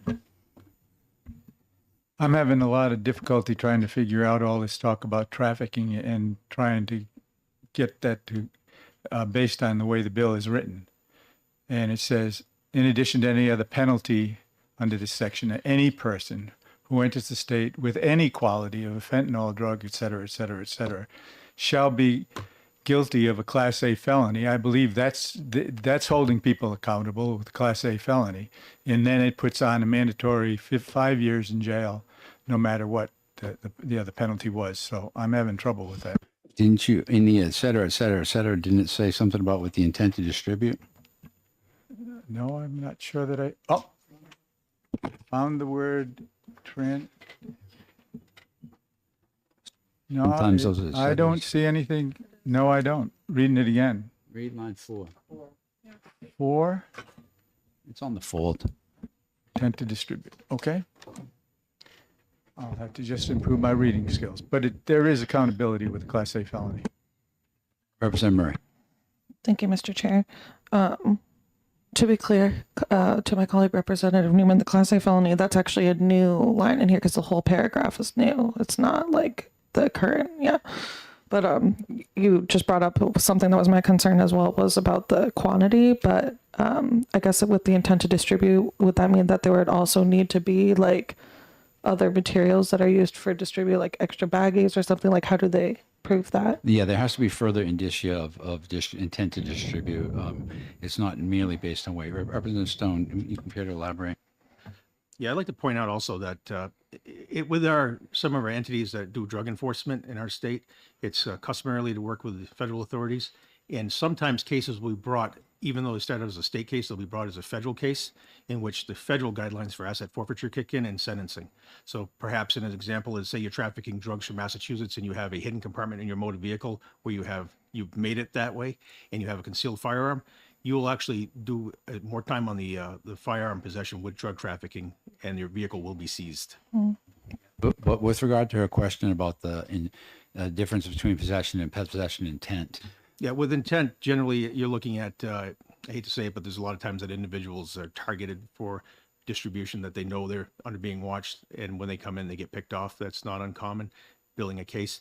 In addition, if you're caught with distribution such as baggies or a larger amount than what's known as personal use for a reasonable person, if your packaging is all individually, it's kind of hard to say it's personal use if you've got 120 bags of fentanyl in your car.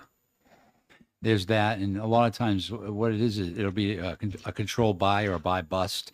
So they'll have someone, they'll make several buys from that person, and then they'll say, okay, I'm going down to pick up another 50 grams or whatever.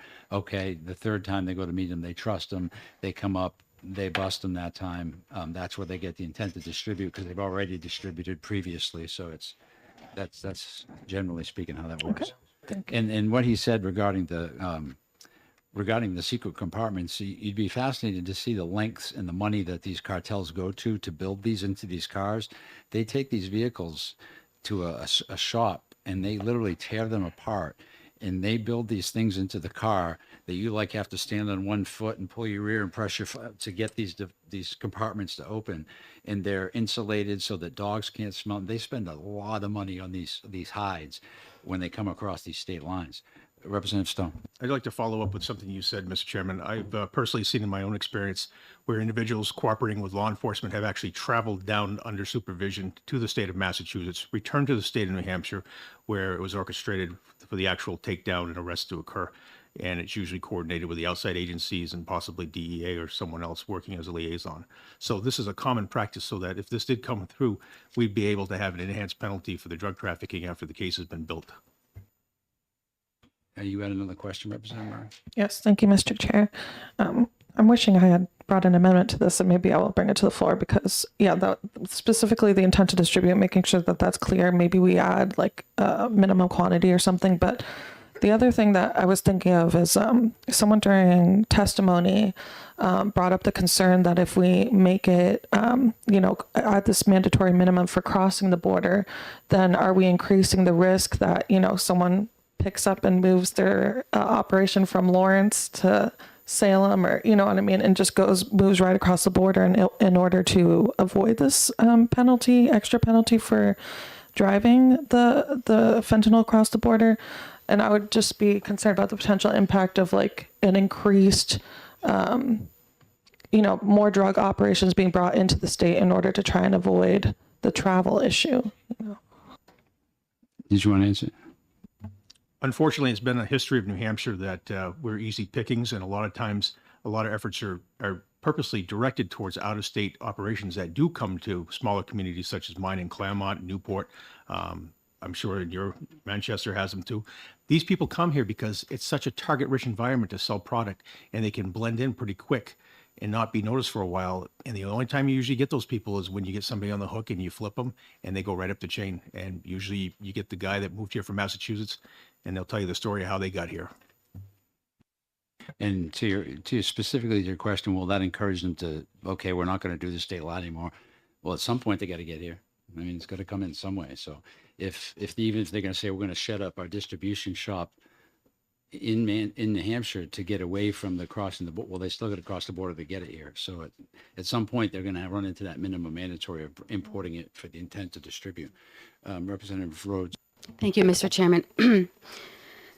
So it's obviously not a secret that fentanyl is coming up in this committee.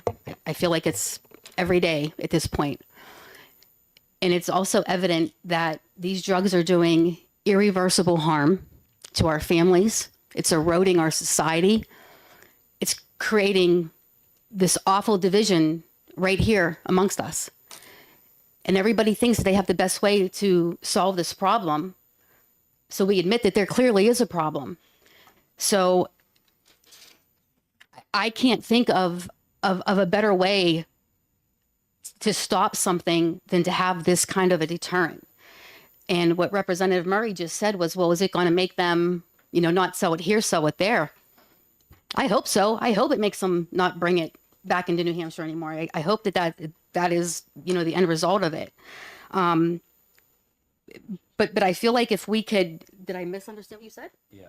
Oh, I'm sorry. Well, But keep going. point is don't bring it into New Hampshire is obviously what my point is here. But during the testimony, there was a representative said, well, it's to the point where fentanyl's in everything. Well, if we know fentanyl's in everything, then we go back to this big circle of, well, now we have harm reduction. Well, do we need harm reduction if we know it's in everything? This endless circle of, at some point, we have to do something to stop it. We have to. And I feel like we've tried everything else. I just don't know what other option we have at this point. And I apologize if I misunderstood. No, it's all right. You kind of got it just the wrong state. Representative Peru. So I've heard a lot about harm reduction, right? We want to do that. The best way to get harm reduction is stop it from coming into the state, right? So all our citizens are safe. So if we have to tack 5 years onto their sentence to make them think twice about coming to New Hampshire, so be it. They're not victims. They choose to distribute drugs in our state. Nobody's forcing them. That's their choice. And if they're going to choose to come here and sell drugs and bring it across the border, then yeah, they're going to pay for it. And then they won't be out for another extra 5 years bringing drugs across. I think I would add to that we're doing kind of a carrot and stick thing here. We have extended a lot of help, and I'm sure we're going to extend more towards the addicted community. And I agree that it's a disease, and once you're hooked on this, you can't stop. You're sick, and you got to get better. But what we need to do is and we haven't tried this yet. We've been dealing with this for a decade now. We need to do something to stop the people who are bringing the disease in. While we're treating the sick, let's stop the disease. I think we've beat this one pretty good. So I'm going to ask the clerk to call the roll. Motion on the floor is ought to pass. Vice Chair Rhodes? Representative Pratt? Yes. Representative Sytek? Representative Prue? Yes. Representative Janvrin? Yes. Yeah. Representative Mannion? Yes. Representative Reed? Yes. Representative Stone, Yes. Representative Tenzar, Yes. Representative Harry Gathright, No. Representative Muse, No. Representative Bolden, No. Representative Bradley, No. Representative Dutsy, No. Representative Newman. No. The clerk votes no. Representative Newell, No. Representative Schultz, No. Representative Wheeler, Hey. Chairman Roy, Yes. 10-10. 10-10, motion fails. Open for the motion. Representative Harry Gathright moves inexpedient to legislate.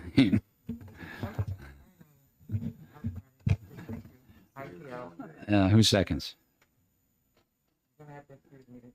I did like an hour ago. Who's going to move second? Representative Newell moves second.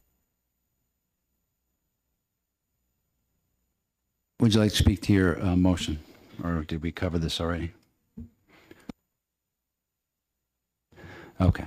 Unless anyone has anything further to add, I'll ask her to call the roll. Please call the roll. Vice And Chair, the floor is inexpedient to legislate. Vice Chair Rhodes, No. Representative Pratt, No. Representative Sytek, Representative Prue, No. Representative Janvrin, Nay. Representative Mannion, No. Representative Reed, No. Representative Stone, Absolutely not. Representative Tenzar, No.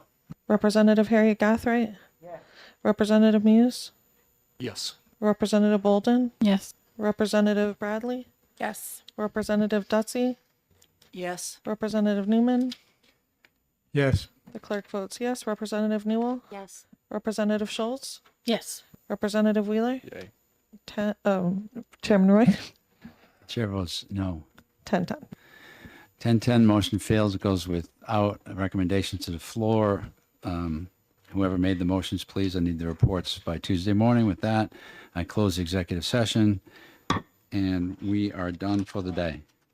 Yes, May I address the committee for 1 second, please? go ahead. Look, I know we've talked a lot about drugs, but what I can't get out of my mind is what we talked about earlier, and that is to what extent are we obligated either to the incarcerated or to society for rehabilitation? I'm not a fan of let's do more.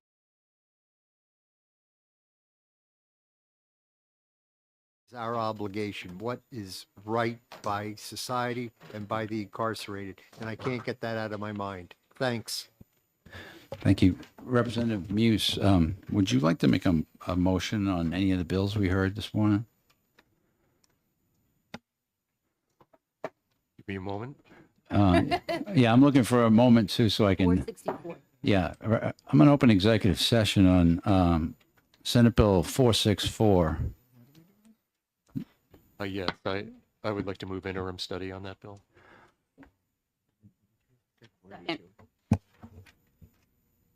Hold on a second. Seconded, made by Representative Muse, seconded by Representative Rhodes.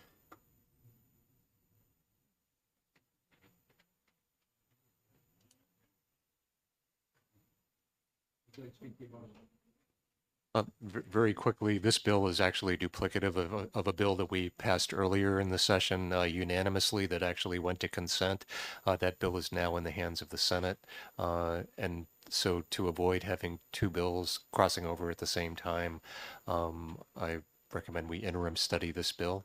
And if anything happens to the other bill and the other body, I'm not sure if we're still alive here, but hopefully, we can do something with it. And who was it who seconded that? Would you like to speak to your second? It was already stated. Thank you. Thank you. Yeah. Whenever I see, just for the record, whenever I see a bill that looks exactly like the bill I already heard, that means I'm holding another hearing, like the hearing I already held. I don't like doing that. So I really appreciate you making that motion, Representative. Any further discussion? Representative Jammer. Yes, Mr. Chairman, because the pending motion would be interim study, when it comes to the House floor, I think we should table it so that if the Senate doesn't act on the bill that's before them, we can pull it off the table and pass it. I would too, but I wouldn't have said it out loud. But thanks anyway. With that, I'll ask the clerk to call the roll. Vice Chair Rhodes, Yes. Representative Pratt, Yes. Representative Sytek, Representative Prue, Yes. Representative Janvrin, Yes. Representative Mannion, Yes. Representative Reed, Yes. Representative Stone, Yes. Representative Tensar, Yes. Representative Harriet Gathright, Representative Muse, Yes. Representative Bolden, Yes. Representative Bradley, Yes. Representative Dutsey, Yes. Representative Newman.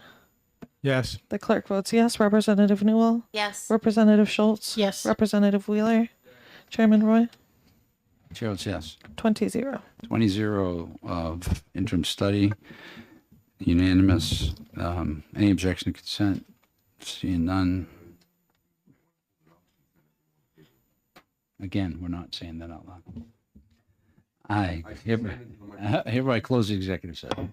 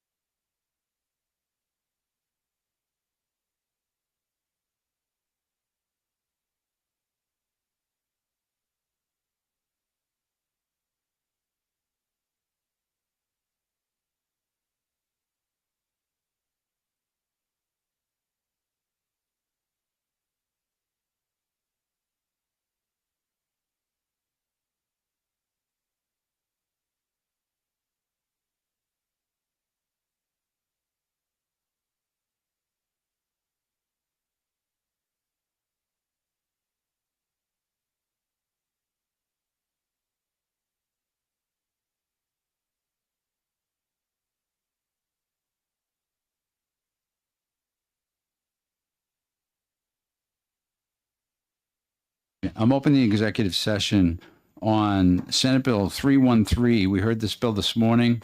With regard to the minimus update so that the courts could send the minimus through electronics instead of paperwork. It's just updating the system. Whenever a human being changes hands like this, who's incarcerated or in custody, it's done via a minimus, and they used to always have to be a piece of paper. Well, now they can do it this way. It'll save money and time. So I think we'll just go ahead and dispense with this one. So I'm going to move ought to pass, seconded by Representative Harriet Gathright.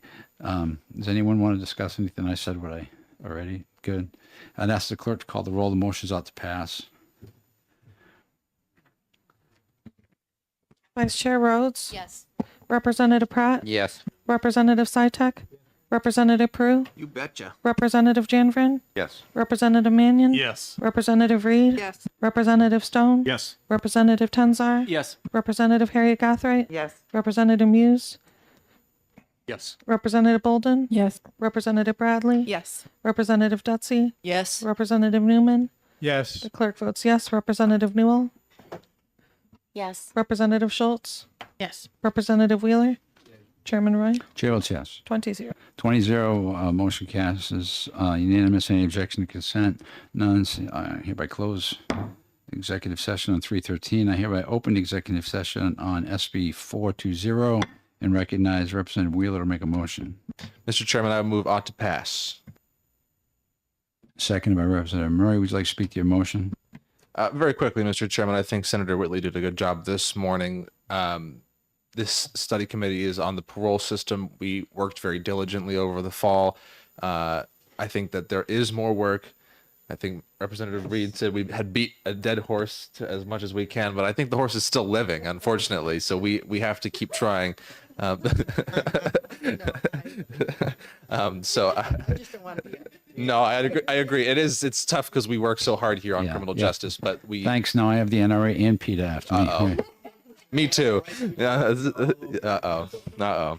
But I think that this piece of paper needs to be beaten a little more. So, and I would like to serve on that subcommittee again, and I would ask that everyone on the committee please vote to extend this as the Senate has.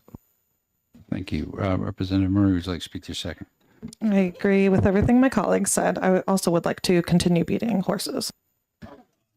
Thank you. On behalf of horses everywhere, no horses were killed in the making of this bill. Representative Sitek. I will vote for this, even though I don't believe in legislative study committees. Well, this one seems to have done something, so which is different. I'm okay. Representative Mannion. I agree. I don't believe in them if I'm not on them. Yeah, that's about it. All right, I'll ask clerk to call the roll. Motion on the floor is out to pass. Vice Chair Rhodes, Yes. Representative Pratt, Yes. Representative Sitek, Representative Prue, I think we should trot on along with this, so yes. Representative Jandran, At the behest of the Equine Society, yes.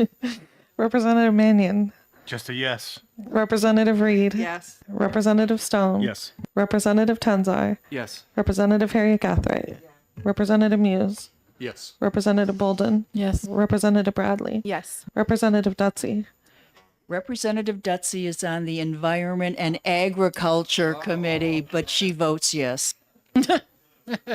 Representative Newman. Yes. The clerk votes yes. Representative Newell, Yes. Representative Schultz, And they're almost at the finish line? Yes.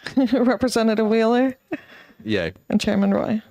You don't know how bad I want to vote nay, but I'm going to say yes.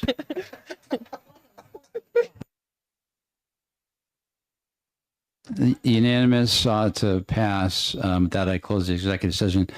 Again, if you made a motion, and there will be a piece of paper going out, an email later that says about the report. So I need them by Tuesday morning so they can be in the calendar. Representative Newman. This is what happens when we have a long session day followed by a Friday. And I also want to say, I think that the subcommittee that did its work today did a pretty good job. That was the most efficient subcommittee I've ever seen. This being on consent, Huh? objection to consent. You did? I did. Yeah, no, I said objection. No objection.